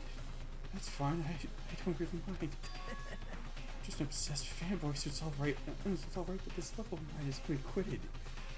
I suppose I could be called the ultimate fanatic. Wait, no way! There's something wrong with you. Really? Do you think so? Do you even think there's something wrong with me? But isn't that what love is? Nagito, what is the meaning of this? Explain to me. I don't understand anything about this story at all. See, if you have a favorite boxer, don't you want him to fight against a strong opponent and win? Don't fuck with me! You better not compare us to that! What? Huh? Am I wrong? It's given that trials are necessary to become strong, and the harsher the trial, the stronger you become, no? For mere humans, killings are simply a tragedy, but for worthy humans, trials such as this can elevate their status to an even higher level. Amazing! It's amazing to me that someone as untalented as myself can become that trial. There's no point in someone like me surviving. It's far more significant for me to die as everyone's trial. Great! There's no greater honor than becoming the foundation so that your values may ascend to brave new heights. What's going on? Stop it, you're seriously starting to piss me off. What's going on? I don't understand at all. Are you saying you basically wanted to commit murder for fun? It's not the same as killing for fun, but I guess they look the same in your eyes. I have no intention of surviving and leaving you all to die. Is that why you didn't mind when Terror 2 discovered your plan? That's wrong. Or perhaps that was intentional too. What? Nagito wanted to involve us into killing. Plus, it'd be better for him to have, for him if the mystery is more complex. Is that why you blatantly revealed your plan to Terror? You expected to pique Terror's curiosity, and you looked forward to the mystery becoming more complex. Well, you're basically right. It's true he's looking forward to that. That's why I took the time to tell him about the secret passage I found while I was cleaning. What? That was your doing as well? You're right. I just casually mentioned it. Oh, it's dangerous if you fall, so don't get too close to it. Hey! This dude, he's seriously batshit crazy. He's insane. That's right. That's why I'm trying to stop him, you know? However... But why? Why did you kill Miyaki instead? I don't know. Because Nagito was the one who was supposed to take that knife. That's why I ended thrusting the iron skewer there. But why is Miyaki the one who died? It's supposed to be Nagito, not him. Miyaki probably tried to stop Nagito from grabbing the knife, and then replace it with Nagito. Nope. No, I don't think that's it. Huh? Perhaps. Byakuya was probably trying to protect Nagito. What did you say? See? Because Byakuya said so, didn't he? Don't worry, as long as I'm the leader, I won't let anyone become a victim. I will guide you all. I'll guide you all, that much, I promise. Could it be in order to keep that promise? As long as he's wearing the night vision goggles, I'm sure he saw someone moving under the floorboards. That someone was aiming for Nagito. Why? So, Byakuya gave his life to protect Nagito, even though he's trying to take the knife? I see. Byakuya is amazing. To keep his promise to protect everyone, he actually threw his own life away. And yet... Such despair. I never expected an ending like this. Such despair. What? But we shouldn't let him die in vain. I'm sure everyone will become even stronger by overcoming this despair. No way. Could it be? You knew Byakuya would protect you, so you set him up to fail? Someone like me? Of course not. I'm not that good at calculating. I just took some precautionary measures. The results of that were going to be my fun. The results of that were going to be my fun for later. Just kidding. How unexpected. But I never expected it to turn out like this. I never thought I'd be the one to survive. But since it was my life that had been saved, I didn't want to just waste it. So that's why I decided to help Teru. Why? Why? Well, because Teru decided to quit his crime because he also had strong hope, right? Which means his actions were motivated by hope. If he was going to go that far, I thought he might truly be the person whose existence I was waiting for. I thought he might be the one, be the hope that could defeat my type of despair. In order for me to confirm it, I decided to help Teru. What do you mean, confirm? Just stop it already! Plus, I couldn't really help myself when I also empathized with Teru. After all, he wanted to kill me, but he ended up killing Byakuya instead, you know? I left him in that confused state. This trial might... if I left him in that confused state, this trial might have been ruined, right? Isn't that right? In order for our hope to grow, this trial was absolutely necessary. That's why I decided to help him. I told him, I don't care if I die, sir, you should just focus on escaping this island. Right? Those were my exact words to him before the investigation. Isn't that right, Teru? Man. In the end, my help just wasn't enough. This turned out to be a bad ending for Teru. But you should be proud of yourself. You'll not die in vain. Great. You'll become a splendid sacrifice for everyone else so their hopes can grow even more powerful. Impossible! Shut up! Shut up! Seriously, stop it already! I'm gonna go crazy just listening to you! Hey! Hey, is it really okay for us to just leave this crazy bastard alone like this? Huh? Isn't it better if we just freaking kill him off? Kill, he said. High school students are so violent these days. But the person who's gonna get killed now isn't Nagito. It's Teru. What's the matter? You didn't forget, right? Because I told you at the beginning, right? If the black and killer loses, a fun punishment awaits them. Wait. Hold on. No. That should put it an accident, an act of self-defense, not intentional. Anyway, if it's possible, it's not my fault. It doesn't matter if it's an accident, self-defense or intentional. Murder is still murder.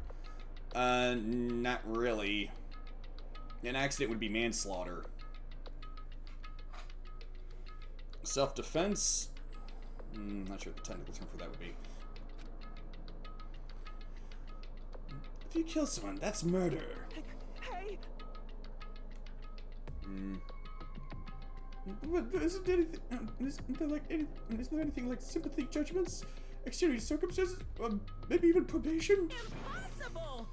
I don't accept any of those claims. That's not... Hey, save me, guys. I was only trying to stop Nagito, so... Why you? Be honest. After learning about Nagito's plan, you saw an opportunity, right? You probably thought nobody would find out if you killed him after messing up his plan, right? That's what you thought, right? Wrong! You're wrong. Hey! There's no way a person who has no malice would kill someone like that. In truth, you're just desperate to kill Nagito, and willing to sacrifice everybody else to survive, right? Just be honest already. At least, in the end.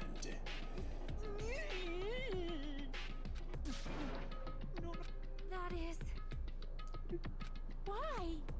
If only you didn't try to kill Nagito, Byakuya would still be alive. Why did you try to commit murder? Answer me, Teru. I just wanted to go home. I needed to go back home no matter what!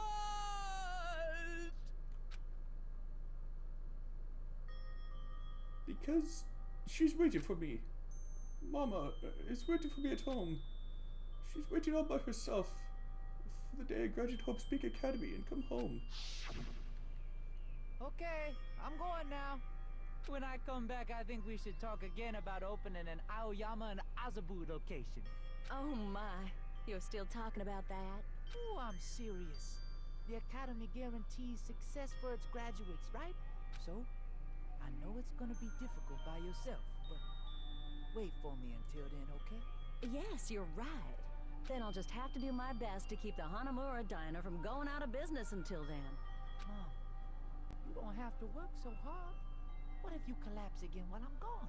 I'll be fine. Moms are strong. I won't lose to some illness. I know that already. I know that already. I promised. Sure I'd become a full-fledged cook and save the Hanamura Diner. Mama is waiting for me to keep that promise. Even though she's sick and alone, she's still waiting for me.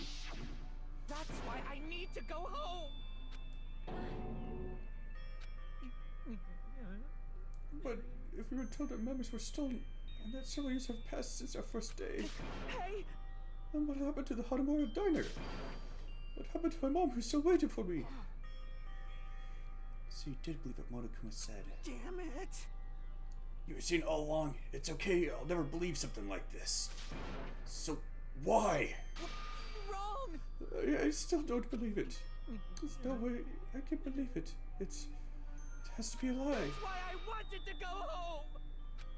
I wanted to go home and confirm it. I wanted to make sure it was all just a lie. I wanted to make sure that there was still a place to call home. Terror, you.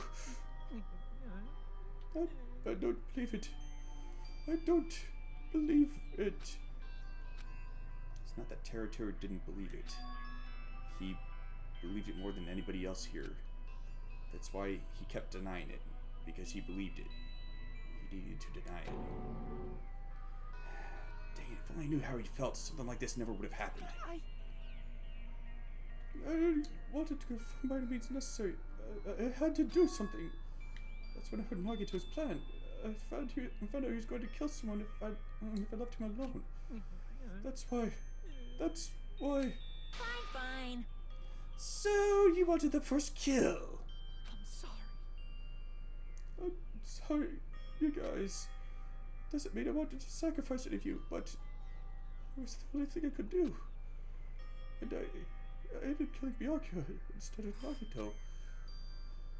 I think I'm the one who went crazy. I see. Interesting. But as far as motives to kill are concerned, wanted to see your mom is so boring. What? So, yahoo! It seems there's no point in basking in the afterglow, so let's hurry up and begin the punishment. You can't!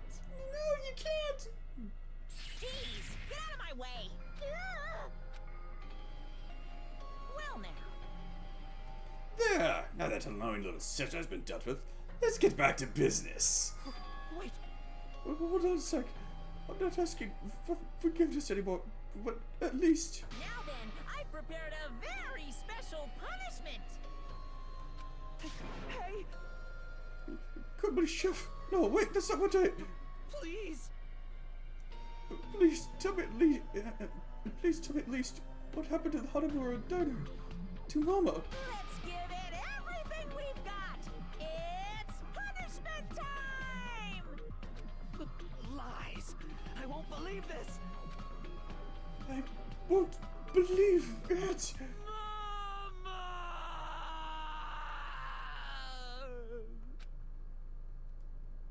Dang.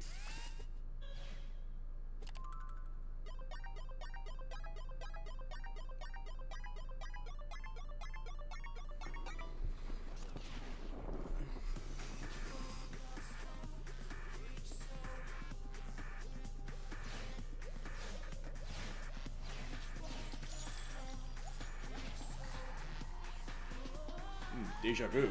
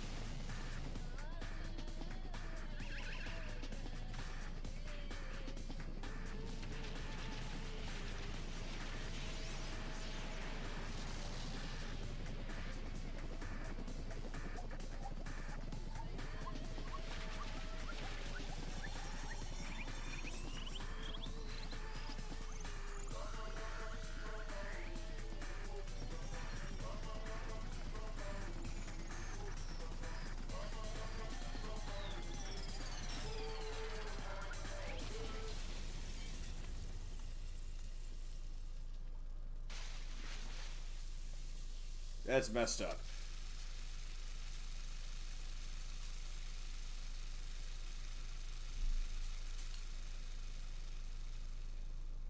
I was thinking he was gonna be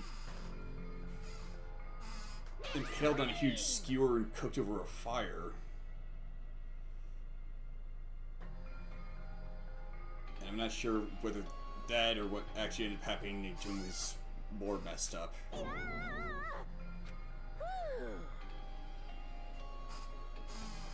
Phew, the adrenaline is rushing through me. Damn it! Are you freaking serious? Ugh. How cruel. Why did you do something so cruel? Did you learn when you were in elementary school? If you badmouth someone, the teacher writes it in a note and makes whoever you badmouthed read it to you in front of the class. No. When that happens, only then do you think about how it feels to be badmouthed. The same applies to murder. What are you saying? You were the one who drove him to do it. Nice. Well, that can't be helped. Rules are rules, and this is the killing game. This is the killing rule after all. What rule? You're the one who's breaking the rules. Huh? I can't just let that slide. What do you mean? You mentioned the motive. Didn't you also promise something? However, there's a catch. Don't tell me the catch is... You haven't figured it out yet? That's right. You guys have to kill each other. That's my bargaining point. You guys want to know, right? You want your school memories returned to you, right? Then you better start killing. Penny for your thoughts and a murder for your memories. Why? Why didn't you tell Terror 2 about his about his mom or his diner? He had a right to know. Yeah. Let's.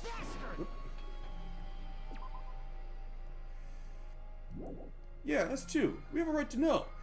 Hey, hurry up and tell us. What did you mean earlier when you mentioned our school memories? Oh yeah, I did promise to return your memories after the killing began. You're gonna do it, but telling them is kind of... But I never told you guys that I'd tell you right away. What? Not fair. Of course. Of course.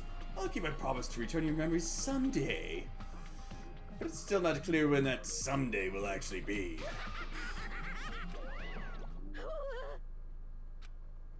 I must excuse myself. There's something that I need to do. Huh? What the heck? So cruel. That's not fair. They both ran away. Then... Monokuma had us wrapped around his finger after all. Stupid. Terror, you stupid. Such despair. An ending like this is just full of despair. Seriously tragic despair.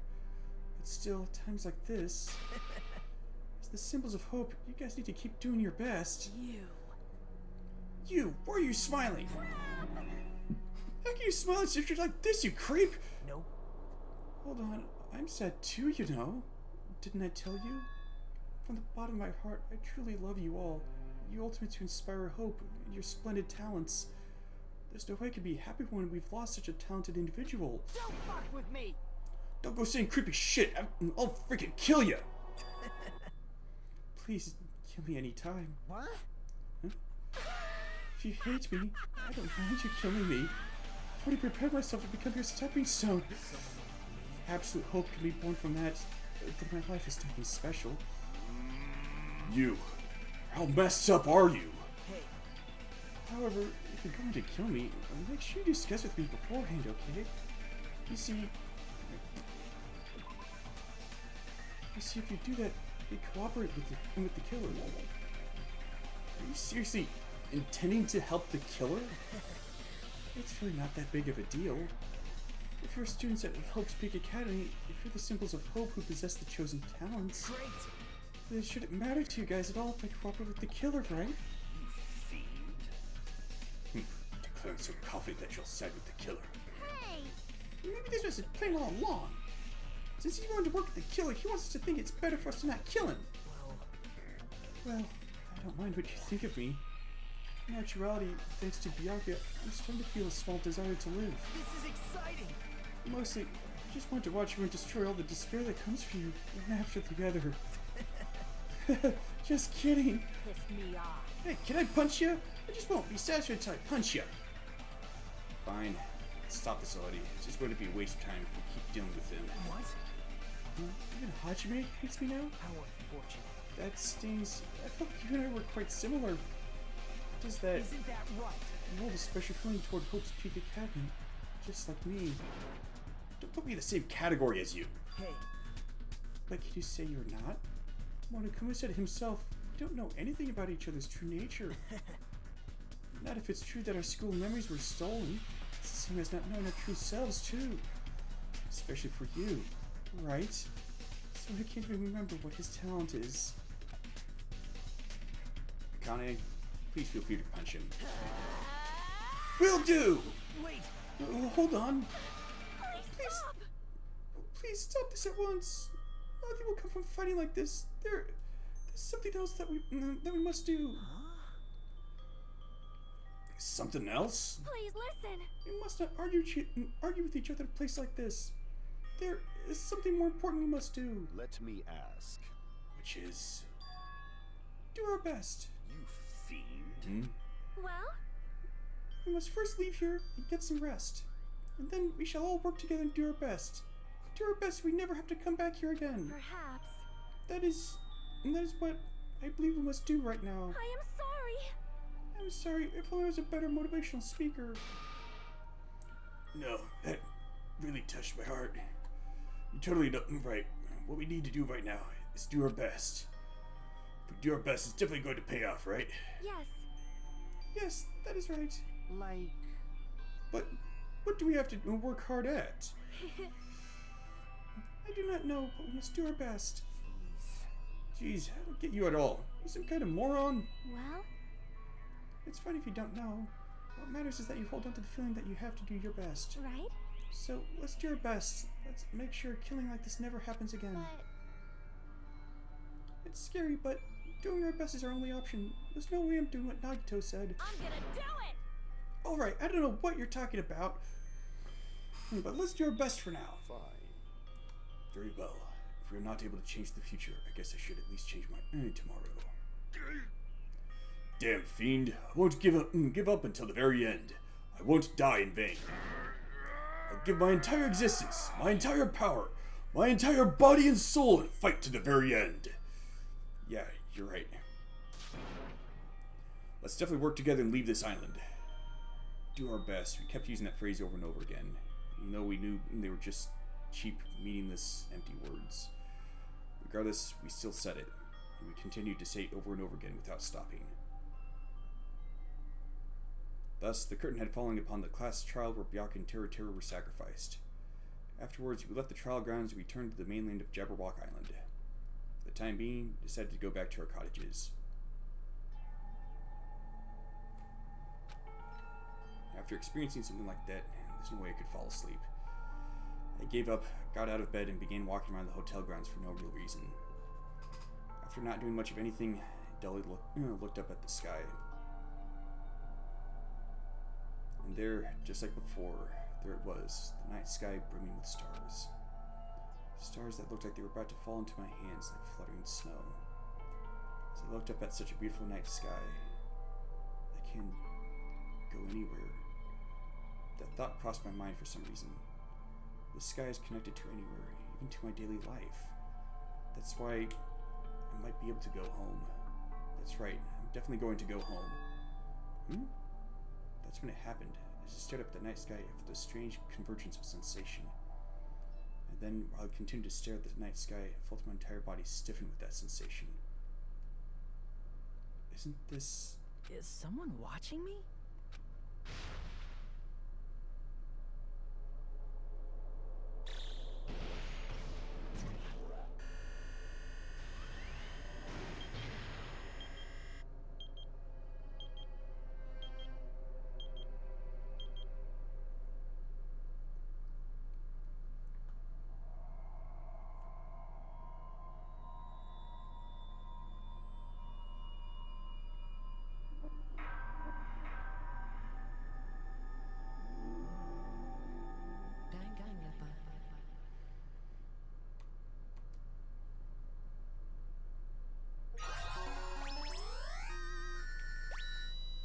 3-star badge.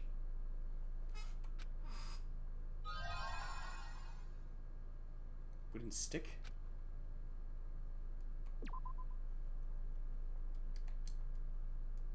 For a long time, humans have been taught that if you try hard enough, you can accomplish anything. Even if we weren't told this directly, you'd know it just by looking at the world around us. The internet, TV, and newspapers are overflowing with hopeful messages that say exactly that. But people who can't win, people who don't try to win, people who try their best and still can't win, they are all worthless trash. There are two kinds of people in this world. Those who are born with worth, and everybody else. No matter how hard a lowly human tries, they will never be the same as someone who was born worthy. They say that effort breeds success, but that's a complete lie. The world is not that accommodating. No matter how hard a small dog tries, it will never become a large dog. Success is not a binary trait, though. It is something that can be measured to varying degrees. No matter how much a penguin tries, there's no way it will ever soar through the sky. Not to mention, not everybody has the same idea of what success looks like. Which means unworthy humans will never become worthy, no matter what they do. People with talent don't become talented. They're just born with their abilities right from the start. Are you sure about that? That's right. Just like you guys. That's why I have so much respect for you all. Just so you know, what I feel is different from admiration. Admiration is wishing you could be like the object of your admiration. But what I feel is not so self-serving. How should I put it? What I feel is more pure. More like a selfless love that wants nothing in return. So, I want you guys to believe me when I say, I don't mind if you kill me. But if that happens, I want you to let me help. I don't care if the killer survives, or if everyone but the killer survives. I just want both sides to do their very best. I want to see with my own two eyes the absolute hope that lies ahead. Yep, I'm really lucky. Someone as insignificant as me will be there when hope and despair collide and unleash their energy. So please, let me help you. If you're planning to kill me, I would be honored to help you carry out your plan. I want you to use me as a stepping stone so everyone can shine. I want you to kill me in a way that befits...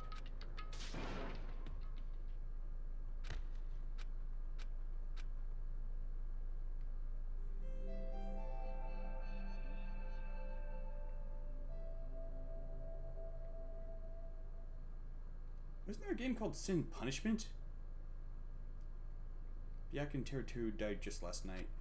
An ordeal like that doesn't change the fact that I still get hungry.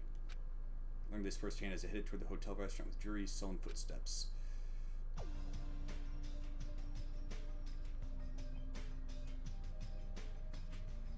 Oh. Hajime, you're already here. Good morning. Yo.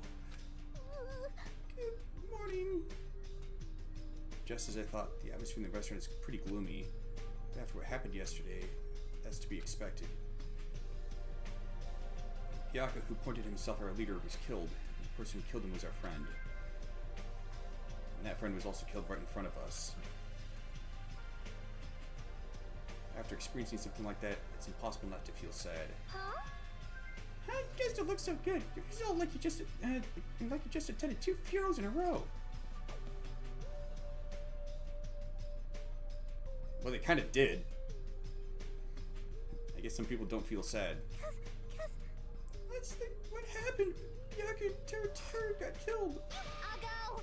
I'm not talking about you. I'm not talking to you, you ugly bitch. Why are you so mean to me? But... Still, I understand about Mr. Handhands, but is there even a reason for us to be sad about Teruteru's death? Hey! What the heck do you mean? Why? Well, here's a crazy guy who killed someone. He totally deserved to die. Hey. I understand how you feel, but you're going too far. That's weird. Is it all right to defend a killer? Are you trying to justify murder? No. No, that was not my intention, but... Hey! You gotta hate him more than ever. You gotta hate him from the bottom of your heart. He's a stupid piece of trash bastard who committed the lowest crime possible. He deserved to get killed. In fact, I'm rather relieved he was executed. If I could have, I would have totally spat on him too. Jeez! Hey, what gives? Does it people like you have something to complain about? It's not like that. Well, it's not about that, but... It smells... Something smells... Don't you think? Huh? Again? It can't be. Don't tell me... It better not be another dead body. Nah, it's not the smell of blood this time. It just smells really bad. It smells bad? It's kind of like how a bar or nightclub smells after closing time, you see. Hey! And how does she know what that smells like? I don't know those smells. You must have had a pretty rough life. Now that you mention it, I do smell something. It's like a sewer of rotting garbage. I got it! Yeah, I know what it is. Nakamura's breath probably stinks.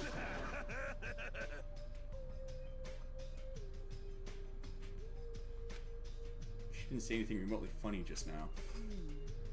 No, it's not Nakamura. The smell's coming from you, Hyuko. Huh? Whoa! Whoa, it's true. Hyuko, you reek. What did you do to me? Rotten smell stings my eyes, as if a demonic eclipse is about to commence.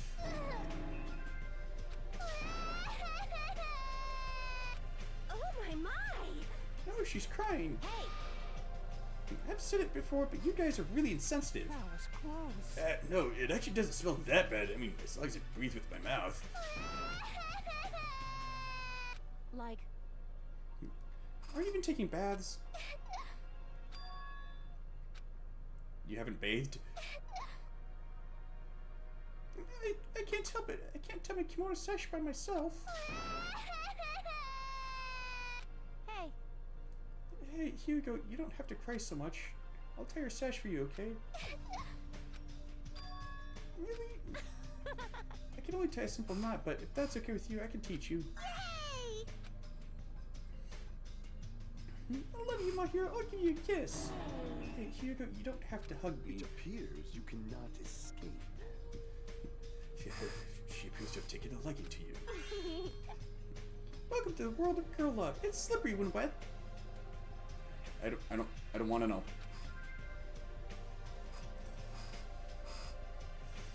There's suddenly not so tense anymore.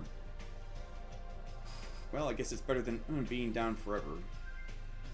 If I was all by myself, I probably wouldn't have been able to put my feelings aside and move on like this. I guess I have these guys to thank. Anyway, what happened to Fuyuhiko and Nagito? It seems they're both not here. Now that you mention it, you're right. I saw Fuyuhiko earlier near the hotel. I invited him to breakfast, but he declined. Well, that's just Fuyuhiko being Fuyuhiko, but... Huh? Who cares about Nagito? He's cursed. A child who summons misfortune, so to speak. Well, that may be, but... Just letting you know, I don't know anything. I have no idea! Without hesitation, I don't know anything about Nagito at all. That's right. He's right, forget about him. Let's just forget about that creep already. Huh? They're obviously acting suspicious, aren't they? Of course not. I'm not suspicious. Impossible. That's right, I'm not suspicious. What's the matter? What's up? Did someone get kidnapped or something? You came just at the right time. At the right time? No, it's nothing. I didn't really get it, but you must have yearned for me. Your outlook on life has changed due to my cuteness. So you can't stand to live without me, huh? I can't help myself, you know. My body reacts to Monokuma on its own. Something like that. Stupid! Who cares about that? Just hurry up and tell us why you're here. Actually... To be honest, I'm searching too. My valued servant has disappeared. Servant? What the hell? You know, my moto beasts, none of them just disappeared. Huh? What, the moto beasts disappeared? Maybe I cut back on the cost of their food too much? Perhaps they're boycotting me? Let me tell you this. But that guy is the wickedest of the League of Four. how shameful for a mono beast to use to a new human. That's what you want to say, right? Nature, the collective will of the world. Though this is merely the prelude, the climax will occur soon after. Burn in the fires of pandemonium!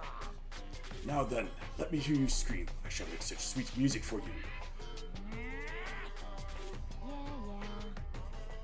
Hey, Gundam, you should stop playing with that stuffed animal. My entire existence! Still being called a stuffed animal? Oh well, looks like you guys don't know anything about my mono beast either. Then it's a waste of time for me to worry about it. I didn't want to go bald for worrying too much. Okay. A wise Casbot once said, our eyes on the front so we can keep moving forward. As Monokuma said those familiar sounding words to us, once again, he disappeared. No way. Hey, what do you think he meant just now? He said something about a mono beast disappearing. The only possibility I can think of is...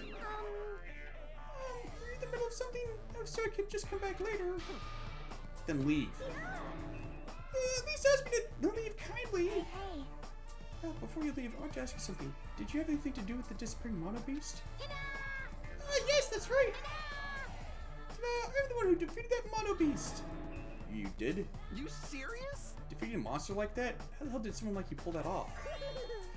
I'll talk about it in more detail in a different mode. Anyway, release the bridge gate for you all. Hey. If the gate is open, that means we can go to the new island across the bridge, right? Is that true? That's totally right. Now that you can all go to Warriors, let's all get along and live a fun life together for sure this time. Living together on this island is what's important. We need to find a way to escape. Of course, escaping from this island is our main goal. Why, you? Nobody wants to live in a swashbuckling Hollywood-type action film. I want to live a life that could be more average. A life where nothing happens. That's better for me. Alright, if you find anything that can be salvaged from boat parts, let me know immediately. It seems that we're united on a path that's different from what I had planned. Now then, let us begin. Then let's disperse. The time has come to release the cursed seal. Alright, let's find a way to leave this island. That is impossible. Leaving the island is no longer possible. No longer possible? Hey, what does that mean? Hey. Hey, Hajime, just leave that thing alone already. After all, she's the same as Monokuma. It's better if you don't get that close to her. You're right. It seems everyone's attention has shifted toward exploring the new island. Expected to find something that'll help us escape the situation, everyone filed out of the restaurant. I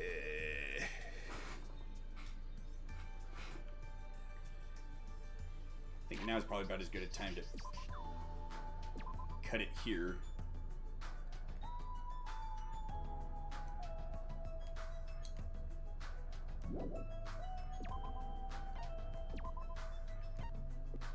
Danganronpa.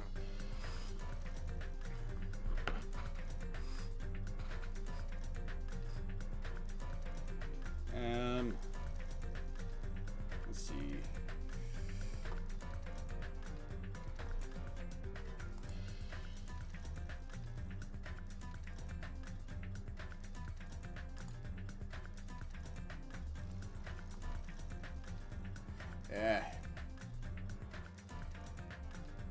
As always, folks, do not stop.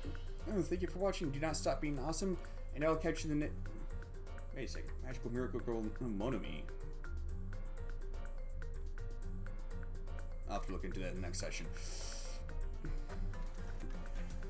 Do not stop being awesome. I will catch you in the next stream. But until then, take care.